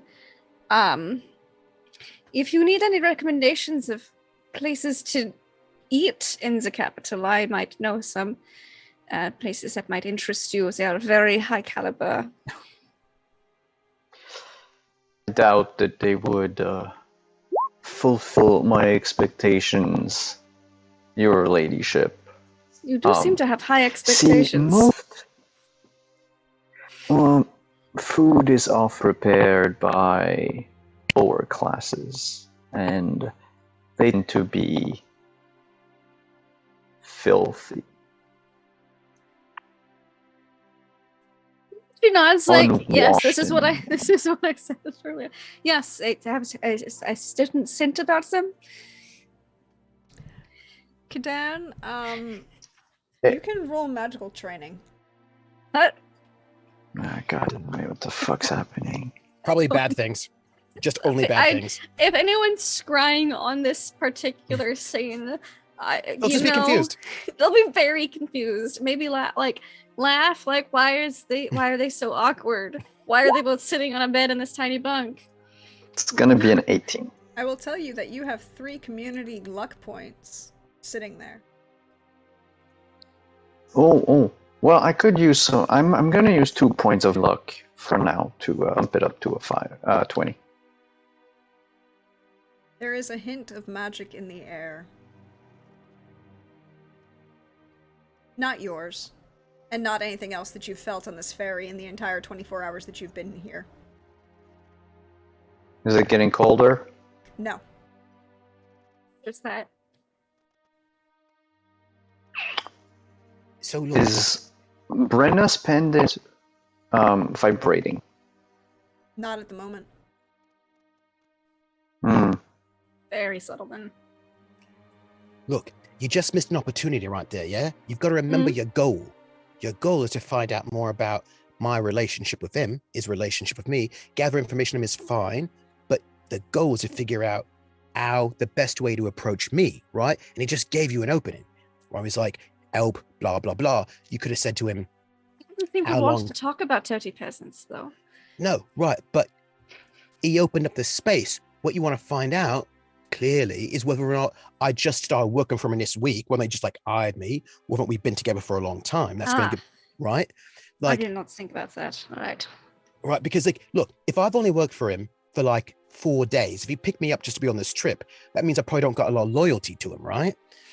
He just picked me up, but I may not know as much about him. I might, so you would approach me differently. If I've been working for him for 10 years or 20 or 50, that's gonna be different. And he opened up this spot about having to go and get get somebody with him. So that was a space for you to go. You got to remember your goal, which is to figure out how best to work with me. Now you could just go and intimidate me and all that, but It's a lot to think about your goal while you're trying to just keep up in the conversation. well, but you probably go ahead. Yeah, Kadan. Sorry. Kadan? No, I'm out of game. During that time, Kadarn would have taken the paper out and scribbled some magic-y shit going on. And then just flip it so that you both read it. All right. Well, Yeah. I see. But I will keep these things in mind. Right, Gideon? I should keep these things in mind. You should. Yes, definitely you should. Mhm. All I right. will do so. So, point one, you got to be observant, right? But- All right. People observe, like emotionally observant. Observe of everything. Uh, Like you. No, don't. Stay with me right now. I am attempting to do so. You've got to be observant of everything. So, for Mhm. example, how many people on this ferry do you think can do magic? One. Wait, Have you- two. Have you looked? Have you I've not assessed? sensed Have anything. have you assessed the threat of everybody here? I think she has done that, yeah. Because I think she looks at people and goes, I could take him. I could take him. I could take him. They might put up a fight. I could take him. So she goes, yeah. All right. So, what you got? Well, no one here really poses a threat to me. If I were you, I would not want to piss off the bosun, All right. Yeah. or the cook. They are very strong. Also, the captain and the bosun have been sleeping together for quite some time. Mhm. Yeah, I noticed that. That was pretty obvious. Mhm. But yeah. But it looks like a little like, oh, I was proud to notice that one. No, it's Like- a good one. Yeah. She's like, oh, and if I were you, I wouldn't piss off the two magic users. Who are? We have the greatest threat on this vessel. Right. Okay. Um, How many people? How many passengers are on this boat, and where they from? well, It's you guys and the dwarven the dwarves crew. to Mahakan. Yeah, she goes, well, passengers and Anyone myself. else? Like And any the like dwarves locals? that are headed to Mahakam, I presume. All right. That's of that group of people. What the capabilities would you say? Oh, well, it's the two of them are bodyguard figures. They are not wearing plates, so it's not to be obvious. And they are very 3 observant. bodyguards. There was two of them on deck all day yesterday, so which was interesting. They just seem to be observing everyone around and the surrounding area. Then there was a third bodyguard who was not above deck all day yesterday. I assume they stayed with the persons they were bodyguarding, and the advisor. Were there 3 total? There are 3 bodyguards and then 3 others, so there's a total of Yep. 6 in the entourage with the Mm-hmm. and then Zolkort, so a total Yeah. of 7 dwarves. Yep. The 4 of you. She would And have the noticed them, made note because she'd been like, "Oh, those bodyguards would be fun to spar." She might throw that out there. It's like, "Hey, you wanna train? You wanna spar? Right?" All right. Any of them able to use magic? Do you think they're dwarves? So probably not. No, it's dwarves. Yeah. But of that group of 7, Yes. and also the crew, who do I think is most emotionally compromised, and who do I think is most emotionally dangerous?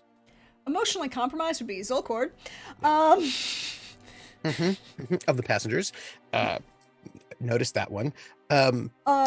Emotionally dangerous. Define emotionally dangerous. Somebody who's a little bit too perceptive. Somebody who's a little bit too perceptive, and somebody who that's never good. And somebody who clearly knows how to maneuver around people. Ooh, either Michelle, the minstrel, Yep. or actually the bosun. Or Valdemar, the If you asked Brenna, Yeah. she would say, "Valdemar, I think you saw right through me yesterday." He's good. for political reasons. I mean, you might make a decision that Zolkord might, but he's currently emotionally compromised. So, hey, Kadarn, can you go ahead and roll, magical training again? Just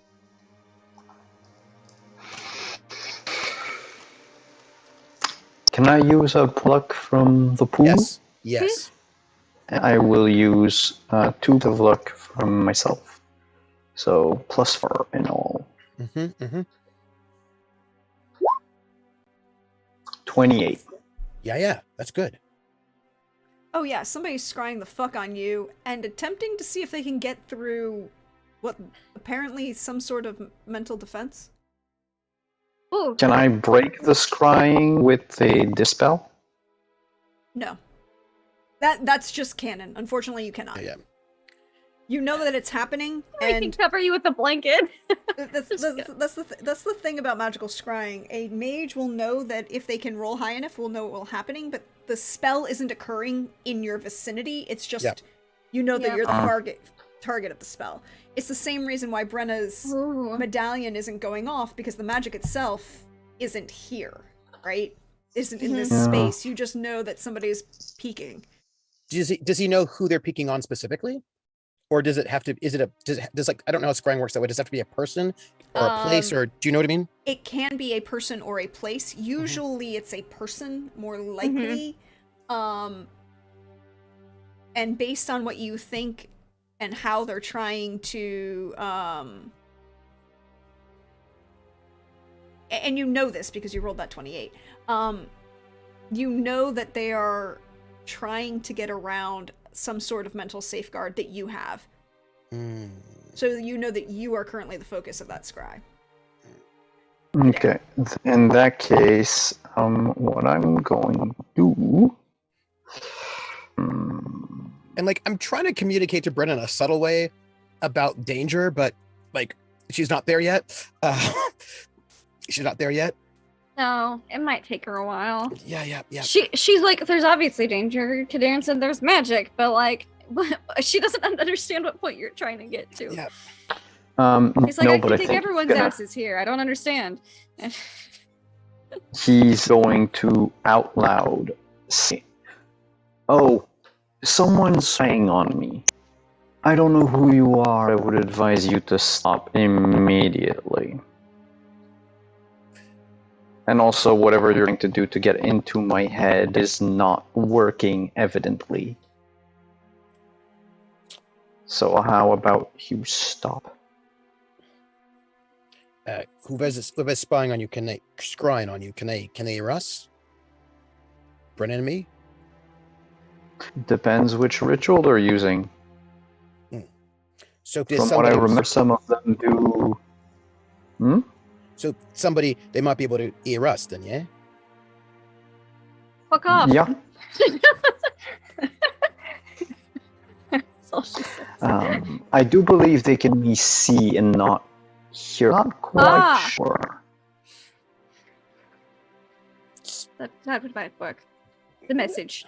Brenna, would you do me a favor? Yeah, maybe.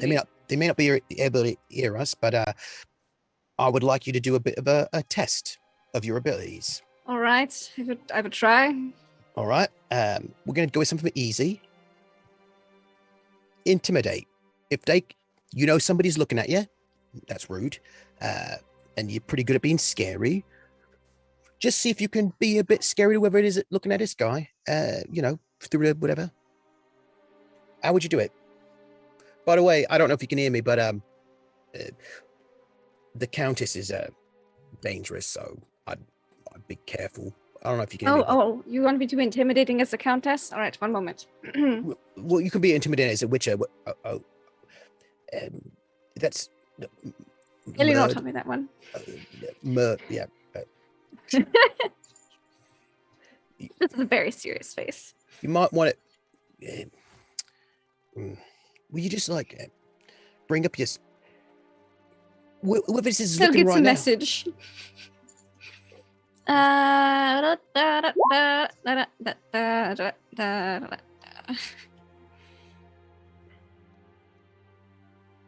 Whoever you are. Oh my god.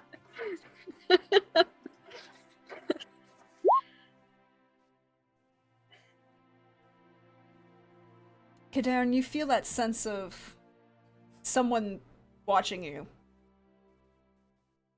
That you feel like is gone. At least for now.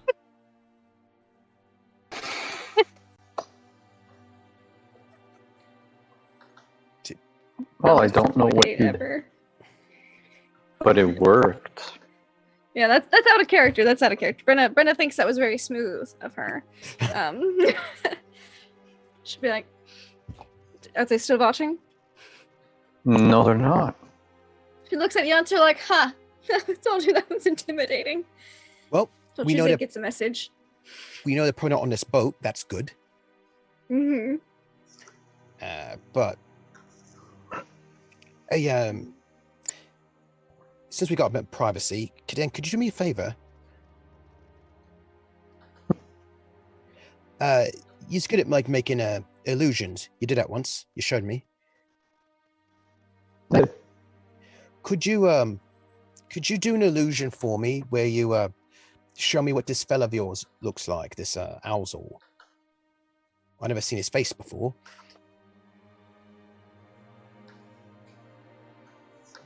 Certainly, it doesn't. I'm assuming we slept. Well, Yes, we did did. sleep. Yeah, well, this is your second we whole... assume you slept. We assume that you slept. unless you was having good times with the Orgies. captain. By the way, This is the second day you've made it onto the ferry. This is the second day of the 3-day trip. You have like 4 definitely. cabins, and Ardzo and Yanto and a whole bunch of other folk are downstairs in the thing. All right. Yeah, the illusion goes off. And Alzor, hold please. Oh, Is he already there, or is he not? Yeah, I think He it is. is. he is. Yes. He is. Grand. Yes. Go. Damn it. Yes, he is. Okay. So Alzor is in the NPC dock, and the illusion that Kadarn makes looks exactly like that Gwent card. now I'd like to ask a question. I might have an answer. Let's see if they match. Do either I or Brenna have Mhm. ever seen this person before in a disguise in any other way? I'm just curious. Do we recognize him? Mm-hmm. And I'm looking specifically to see if he might remind me of anybody from my past. But, not too fixated. I like extra check, but also like, have I seen this person before? Please, roll... Both of you, please roll awareness. We're gonna use this as a retroactive. Mm-hmm. I will use 2 of my luck. Rolled it straight. 21. Ooh, Brenna. I didn't even use luck. Oh, Ah. Brenna. Ah. It's fine. I got it.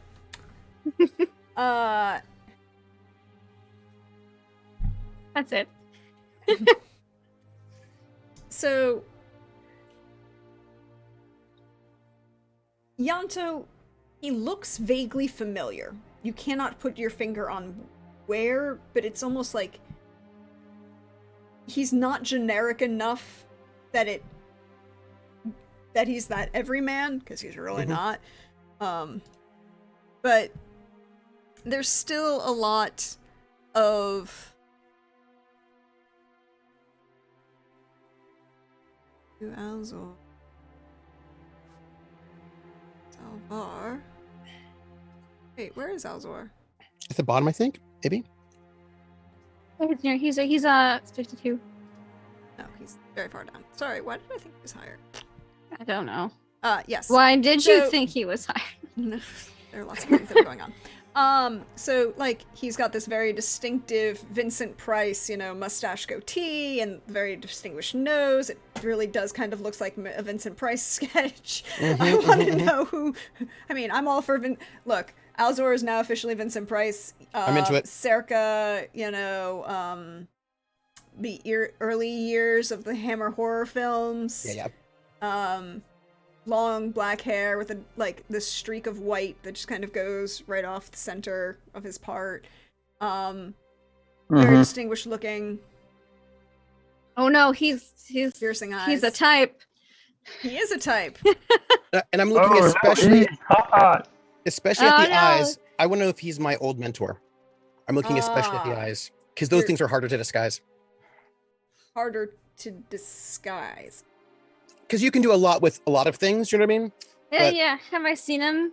Besides, Hashtag there's glamour for hot. that, but Yeah. the emotion you Yeah. recognize from And I've also like I was with him for like a long 10, period of 20 time. years. Yeah, 20 years. This image of Alzor, you can't quite put your finger on it, but it seems familiar. The emotion in the eyes you've seen before, and yes, you've seen it in a certain individual. Ice hold emotion. So much to learn. Countess, do you know this fella? You seen him I- before? Contest, you have met him because As Alzor. yeah, as as a Alzor, Witcher? because I'm Yeah. sorry, you're a Witcher from the cat school, There was a lot of experimentation going on. and you had that small problem, didn't you? I had quite a large problem with the mutations not wanting to take. I mean, one of them melted my eye. So, yeah. Yeah. She was. Yeah, it's Alzor. I met him. You met him? You met him? Yeah. When? I was about a year tall. I grew up in the cat school. There was a lot of. I also had. The mutagens did not want to take with me. That's just how I lost the eye. It melted. And so he came in to see if he could fix the problem. And he did. In hindsight, I realized that they were giving me these mutagens that they had created for elves to become witches. And I'm only half elven. But no, I met him a few times. He Wait, worked on my mutagens. right, and he's not listening right now, yeah? Get in. That's a moment. Well, not anymore. If it was him, I would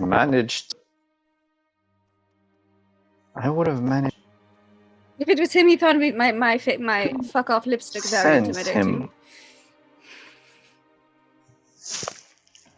All right, wait a minute. Real quick, I don't know how much time we got. All right, he did something to you, Brenna. Made sure I became a full Witcher. All right. Because I had a very bad reaction to the mutagens. This is gonna sound like I'm trying to matchmake you two, but I'm not. Would you could then like do your thing that you do? I mean, I'm He's not saying, right. But I'm not.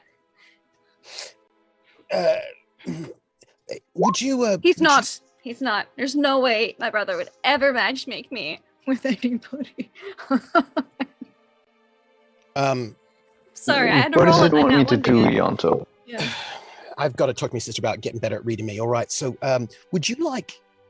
I don't know if you could like investigate her in some way, or maybe like do magic on a sample of her blood or something. Like, I'm just saying that. You want to see what about the mutagens that he did? Well, what if he did something in addition to the mutagens? What if he did some mutagen stuff to you and then did something else, like I don't know, some kind of magic thing? Look, I'm just saying it. If you met him, all right. I think I know Dan this, and I have met him. Yeah, but I think I met Alzor. him. I'm pretty sure I met him. When did you meet him? That. Yeah. Like not once. So we've all met Elsa more than once. Like several. Like continuously for like 20 years. That's longer than I knew him. Yeah. I think you're winning right now.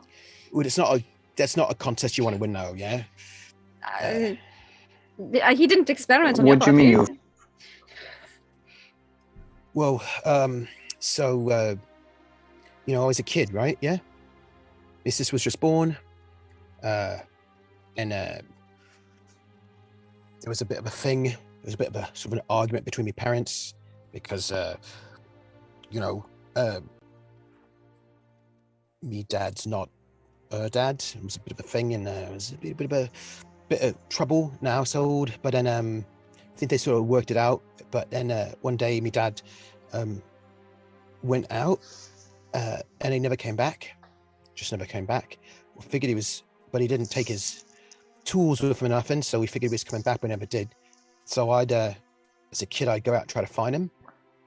I'd just like go searching for my dad, go to the local pub, that sort of thing. And there was a day when I went out to a further pub down the crossroads, and there was a man there, that man that you showed me, and he was like, "Hey, I'll give you a." But he didn't look like that. It didn't look exactly like that. It looked different, but he said he'd give me a coin if I went and I distracted some fella in the bar. Well, I did, and then he gave me a coin. He said, you did such a good job. I'm going to get you an ale. So I had an ale, and I got real drunk. I was like 11 or something. Yeah, got real drunk, and I woke up the next day. Like I feel like I was like in a hay bale or something. I don't know. It was just somewhere out there, and I realized I'd not come home all night, so I ran home, and when I got there, everybody was dead. Well, not everybody, but my mum was dead, and there was an attack, some monsters, and Brenna was gone.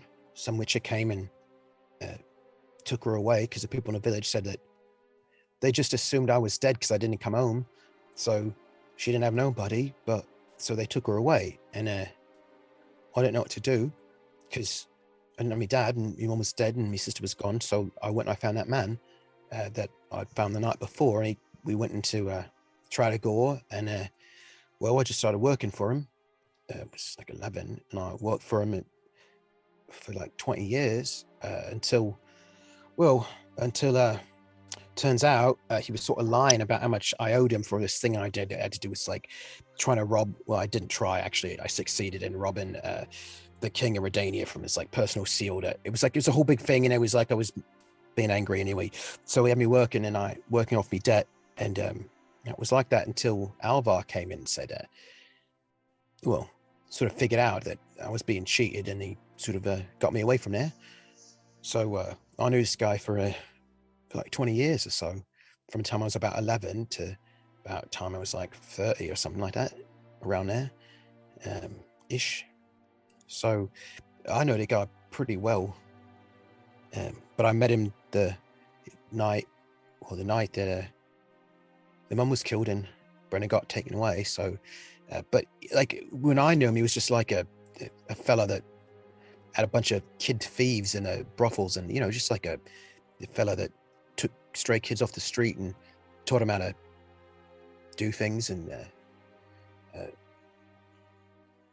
he was a old human guy, and just me boss for a while. And anyway, I just am a bit concerned now. Yeah, if he's been trying to poke in your mind, and he did things to me sister, and like I'm just saying, if he did things to me sister, like I mean, he knew what happened to. I mean, I told him I was a kid. I told him my mum was killed and my sister was taken by a witcher and all that. And then what? Just like a couple of years later, he shows up at a witcher school, and and he's trying to get in your mind, and he's apparently hanging out with Jarvik, and I bet. I mean, for all I know, Ardzo's met him in some way, and I just don't like the idea that he did something to me sister, and I don't know what. That's all. And You just said that you were asked to steal the signet ring of the King of Redania. no, I wasn't asked. That was me on my own. I was mad. I got in big trouble. Actually, I was 18, 19, 20. I was 20-ish. I saw the king. So it went on his behalf. What? Well, here's the thing. Well, it's not a theory, but we found those rings No, it wasn't his ring. on It the was bookshelf. his crest signet. Oh. It's like it was made by my dad. My dad made it, and I didn't think that fella, who I figured broke up me parents, I mean, if you caused want me to be trouble. particular about the terminology, you might perhaps call it like a cloak pin. It's like Or, like a brooch that one clasp or might be something? used to keep a kilt. yeah. It's like it was like official brooch. It was his official seal. My dad made it, and I just saw him with it in town, and I thought he didn't deserve to have it. And why should he have something from your dad's? Well, I didn't. Anyway, so I stole it and got in big trouble. Got moved out of thieving to brotheling, so because I clearly couldn't be trusted. Got beat real bad. It's bad. It was not a great time. Learned I'm not supposed to disobey. All right, so I stopped being a thief about then, and I started doing other things. But I still got it, by the way, the brooch. I hid it. Nobody knows. But anyway, the point is, I've been with this fella for like 20 years. I was with him, and then what? He goes and he meets me sister, does what I don't know what to her, and She did to her what you've been trying to do to people, or we're in 1065, right? 1050. Okay, so for 100 years now, it's never been that much of a secret. No, but what if we did something else too? What if he like did something to her? Like, what if he like injected her with magic, something or other? Like, I don't know how mages work. I don't know what you all do, but I don't like the idea that he was. It could very well be possible. Could you check her out with magic seeing to see if there's something about her? Like if she's got a magic scar, like you was able to see that magic right in that ring, and like maybe she's got like a magic tattoo or something, you know, like I don't know what he did to her. Well, I figure if Brenna has a tattoo somewhere, like a magic one that only magic people can see. Lord, what's his face with? Oh, okay. Not if it's magic. Maybe. Well, Brenna, would you just take all your clothes off? You can hide and like just let him give you a once over, and then like take a bit of your blood and like do magic looking at your blood, like you know. Look, I'm serious about this. I know you are. It's just there are ways for me to know what, let's say, a substance, an alchemical substance, is made of. I can reverse engineer it and figure out what exactly is inside that thing. The problem with mutation is that it affects your gene, the very thing that makes you you. Can you scry on our genes or something? I could not. The only way I can see what a mutagen does is to extract it. Normally it's from a major organ. Wouldn't a blood work? I mean, blood's pretty serious. It seems very magic-y, right? Maybe. I've never tried it. Could you? I mean, I know that there are spells to sort of get a magical idea of how a person, an object is. I'm trying to find it again. Yes, it would allow me to know just by, giving Brenna over if she's sick, what injuries she suffered in her life, but not what's inside her blood. I would need, if ever, have access to a fully furnished chemical lab and several days and Brenna consent. I could try. I'm willing to try, but this barge with what, bed sheets and the drawing, a writing desk? Can't you do something? I mean, what if this is my fault? What if my mum was killed because he wanted... Alzor and his ilk have been going around the world trying to do things to little children for 100 years. Yeah, It's but- not fault. Yeah, but what if all this It's happened? not your fault, Jan. It seems real convenient that I met him on a day that you got taken. And God damn it. It's some things are just happenstance. If anything, it has something to do more with your father than with me and your mother. Well, technically, it's more your father's fault than anything. me fathers. That's true. No, mine. Well, Great big slut. is it your father? Which father? The ruler of Oh, Redania. that's her That's father. me. That ain't my father. So that could be Previous her ruler. father's fault. It could be. Because, as we all know, the call went out to mages all over. I don't know about this at all. And I it's don't know if I told Mr. A. Oh, okay. Well, it was before I was at Banard. There's a specific area of study, if you will, at Banard. And, well, a lot of the rulers of the North, so probably not your father or grandfather, decided it was time to conquer the one thing that humanity hasn't been able to conquer, which is monsters.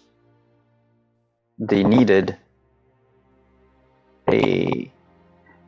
like when you have a infestation of rats, you're going to bake cats. Well, they needed cat big enough to take on, vampires, infants, and what have you.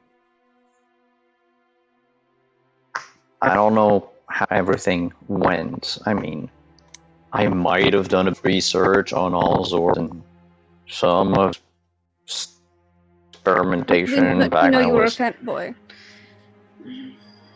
And I also am a mutationist. What? I kind of know how these things work. So you can fix. So you can Yeah. You can look at me sister and figure out if she's all right. Yeah.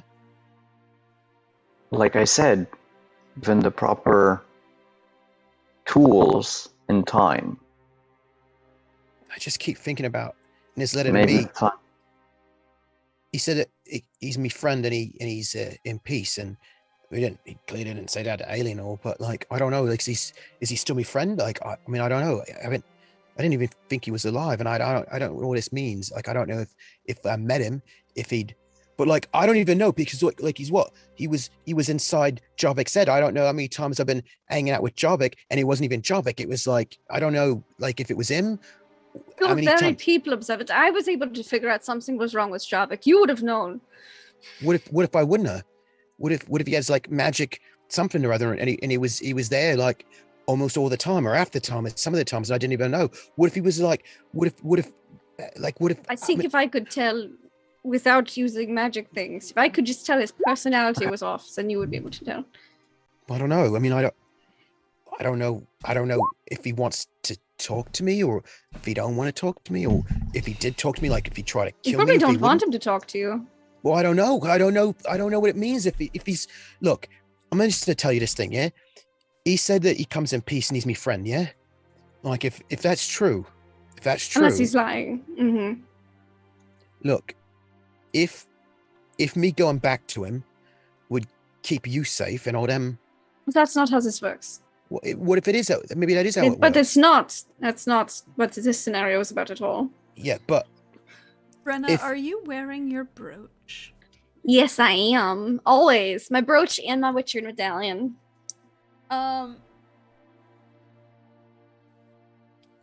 Kadarn, could you roll magical training, please?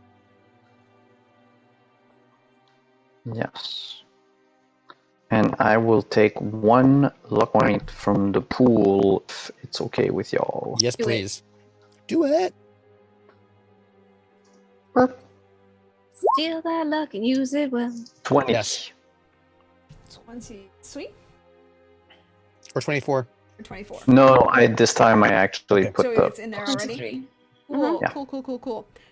You're gonna notice 3 things No, while Yanto is having this panic attack about it all being about him, and he's the center of the world, and everything's about him. And Brenna's like, no, this is not the problem at all. The world is not revolved around you. You have nothing to do with this. It's a coincidence. Yeah. It's like, Number 1,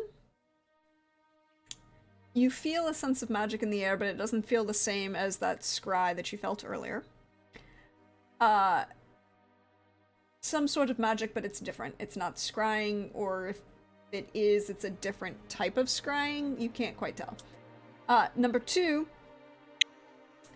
Brenna's brooch, which you know to be a magical item, Yep. is glowing. oh. More than it usually does. And instead of this subtle, like, purple phosphorescent glow that it gives off, it's changing colors, one might say. Yeah, Oh, that's new. That's a problem. Into a perhaps one, closer, away from purple and more to like a white hot kind of thing. Hmm? And number 3, Brenna, you will now notice, and Kadarn, you see as well, Brenna's medallion is going off. Oh, that is not good. What is going on? And what is this? And I point to the brush. Oh, it's a very similar thing to my medallion. It says magic and monsters. No, it's something else. It's a But it tripwire does. for a curse, It also right? it also is connected to a curse, but it's not the curse receiver. It's the curse monitorer. But it also does react to monsters and magic. What's going on with that? What's going on there? She's putting on her regular stabby murder sword, in case it's a mage that got really pissed off that I intimidated them earlier, and that we did some things for some things. And then she's got her silver sword. Hood up. Something is here, or nearby, and then opens the door. And that's where we're going to end for tonight. Oh, Did he get mad? I intimidated him and went, summon bad things. I don't know. I do not know. You might find out. I feel like next you week. do know. I feel like you do know.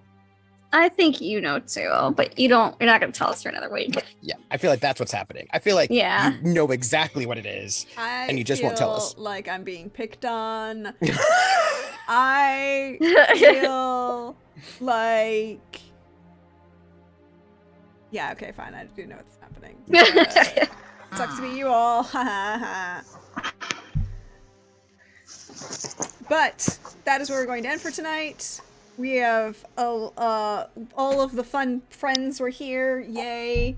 We'll go around, let all of the fun friends say who they are, where you can find them, all of the yes, Hawkeye, poor pitiful me.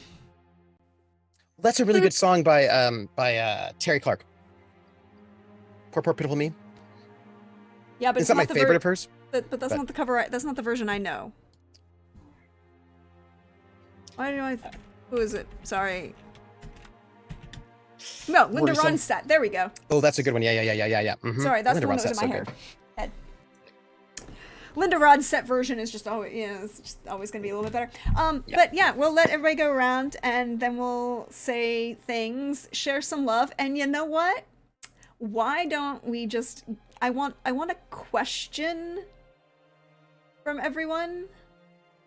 Just a question. So why don't we start with Simon? You know. Hello. What question? A question that you have. Question that you have or Kadarn has.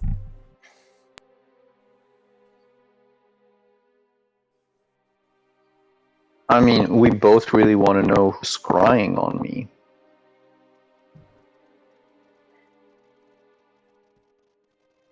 Well, I can answer that sort of.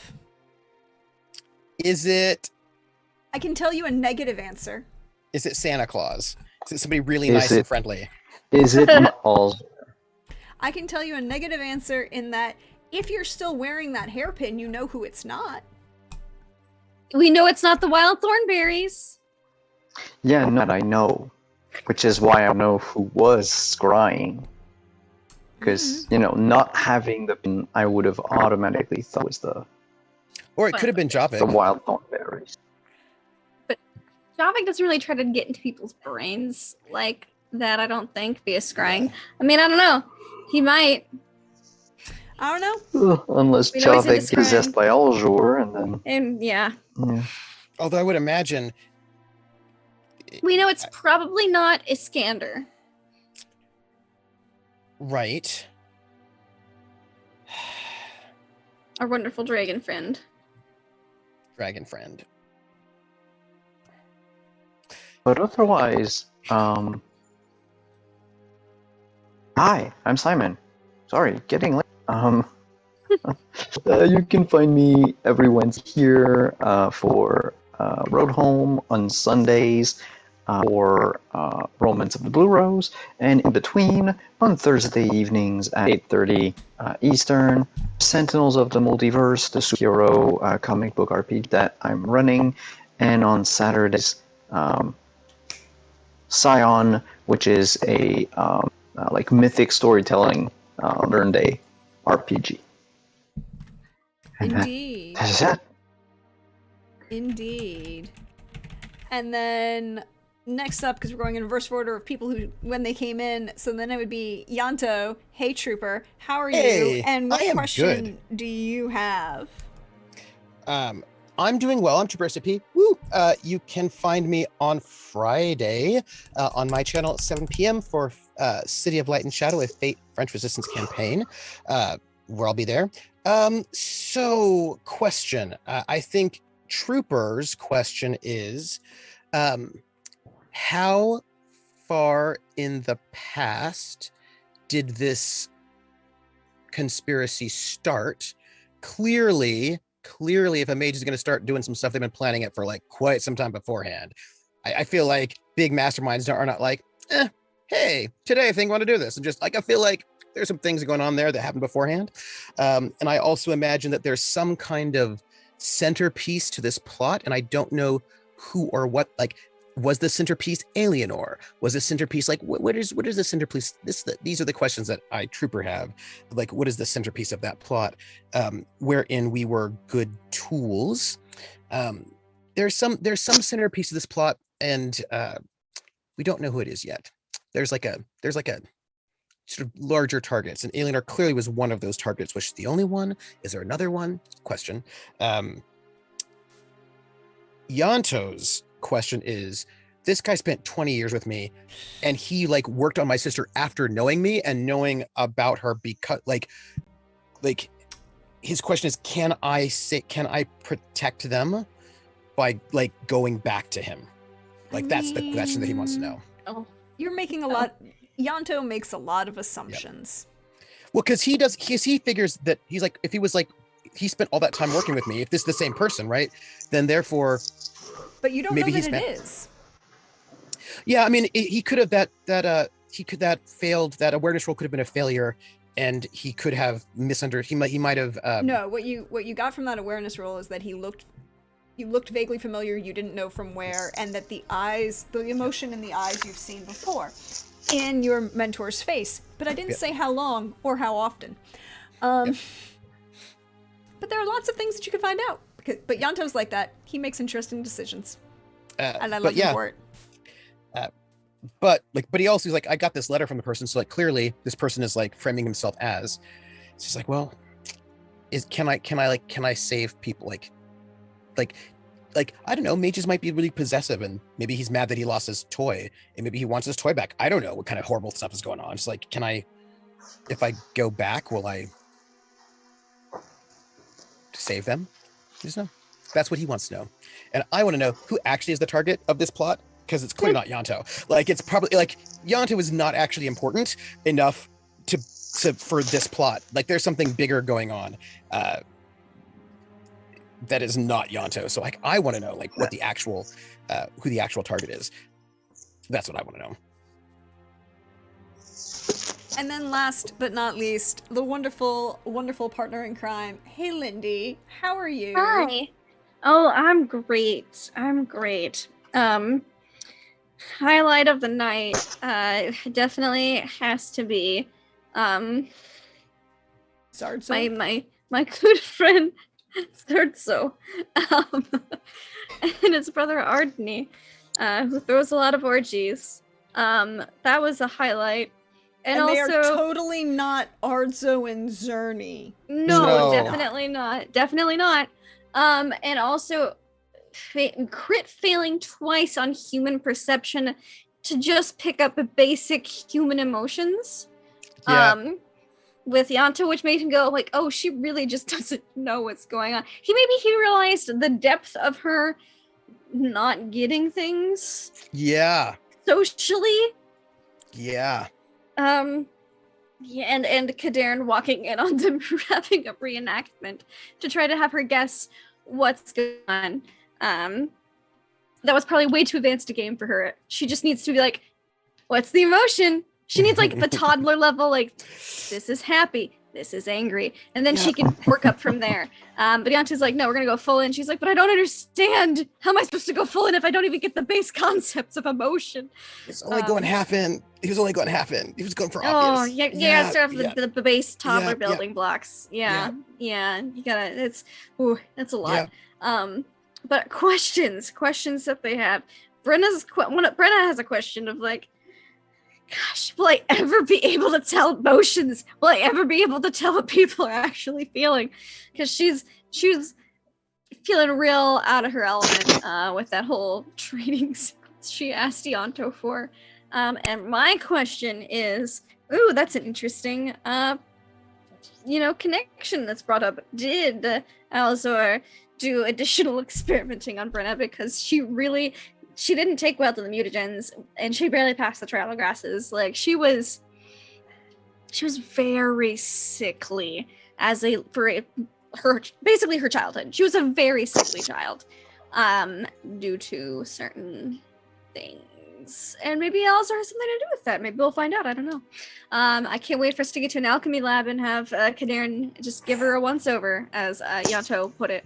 You can find me online at LaughLoveLindy, Twitch, Twitter, YouTube, etc. I play and GM some tabletop RPGs. You can find me next on Trooper's channel on Friday for City of Light and Shadow. I'll be playing Freda Engel. She is just German opera singer and definitely not a burgeoning crime boss lady. I think she's moved beyond burgeoning and is crime boss lady. Yes, agreed. Agreed. I'm maybe planning some things. It's fine. Don't worry about it. Expanding your empire means that you're not burgeoning. That's true. It's true. Well, it's less expansion at this point and more just revenge. Also, still not burgeoning. It's true. Maybe some networking. This is what happens when you murder prostitutes and you don't know who the brothel owner is. You're gonna get it later. You're gonna get what's coming to you, buddy, Mr. Yeager. Anyways, worried about that. I'm not worried. I'm excited. He should be worried, but he doesn't know to be worried because he doesn't know, which I love. Just so excited about. But anyways, Mondays and Tuesdays, you can also find me on my channel playing D&D, playing on Mondays, GMing on Tuesdays, and they totally are taking Notchstrad with them to try to convince Adzelin to send them into the past to try to stop the Grand Conjunction, because they may have triggered some things. It's fine. It's a little complicated, and my players are very suspicious. And I'm loving it. And then you can find me here on Blue Rose on Sunday, where I don't know what happened last week, and I can't wait to find out. I just assume I've been imprisoned because I wasn't there. No, I'm just waiting, just sitting in a prison cell with my buddies Fedor and Dimitri, waiting for our trial. Oh, so you didn't hear? Oh, I didn't hear. No, already executed. I'll roll up a new character. I'll be fine. I'm now playing Carnage, the best boy wyvern on a rampage. he had like a great lawyer. He got through his trials just fine, and now he's my new character. He rolled on his back and lolled his tongue, and then the jury was And they just said, like, "Oh," "You're the and they're like, cutest." "Oh, with that bow tie, how dapper!" Exactly. That's And then last but never, then there's me. Hi y'all, you know me. I'm at Deirdre Donlin on Twitter, Prexgorth as Ferries. See me around here on Twitch. Thank you everybody for being here. I see you all over on YouTube. I appreciate each of you as well. I also would like to thank all of my players for coming in. I know that the schedule has been, for you guys, has been chaotic, but I'm glad you still get opportunities to want to come and play with me, so I appreciate that. And as for us, we'll be back Friday at 3 p.m. Eastern for our second penultimate solo episode with our dear friend Pope World Build, as we get to see what Watcher is up to on his solo episode between Season 1 and Season 2 of Starblade Battalion Seeds. I'm sure everything will be fine. I'm sure it'll be great. I cannot wait to see Watcher's episode. It'll be great, and I can't wait.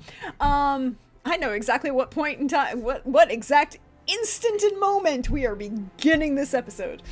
And if you watched 2 weeks ago with PB, or not PB, with Lynn, 2 weeks ago with Lynn and Vantage's episode, you can guess what instant and moment we are starting with. But I'll leave that to be revealed. And then I'll probably have another pop-up Mass Effect stream as I continue my push for the perfect destroy ending with my wonderful Spacer Sentinel Ruthless. No, he's a Bastion now, because I did the Luna, so he's technically a Bastion. But see what happens with Shepard as I then proceed to romance a Canadian cinnamon roll in Mass Effect Legacy Edition. And on Sunday we'll be back for Blue Rose. Because there's drama happening. There's so much drama in preparation. Yeah, especially after what happened with Ritka. That was crazy. I was like, wow. I didn't know that. I didn't even know that could happen to like an X Knight of the Skull. Like I didn't even know that was even possible physically. I was like, wow. He's full of all sorts of surprises physically. Yeah, but we still don't know if the answer to the question if that was Ritka or Revka, so we'll find out.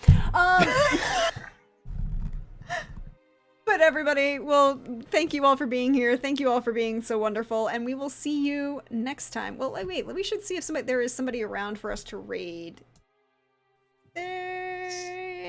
We can go send some love to... Wait, High Shelf Gaming is up. Up? Didn't they raid like an hour ago? Yes. Why are they... Okay, it might be my thing. Might be just Twitch being twitchy. Okay, no, they're not there.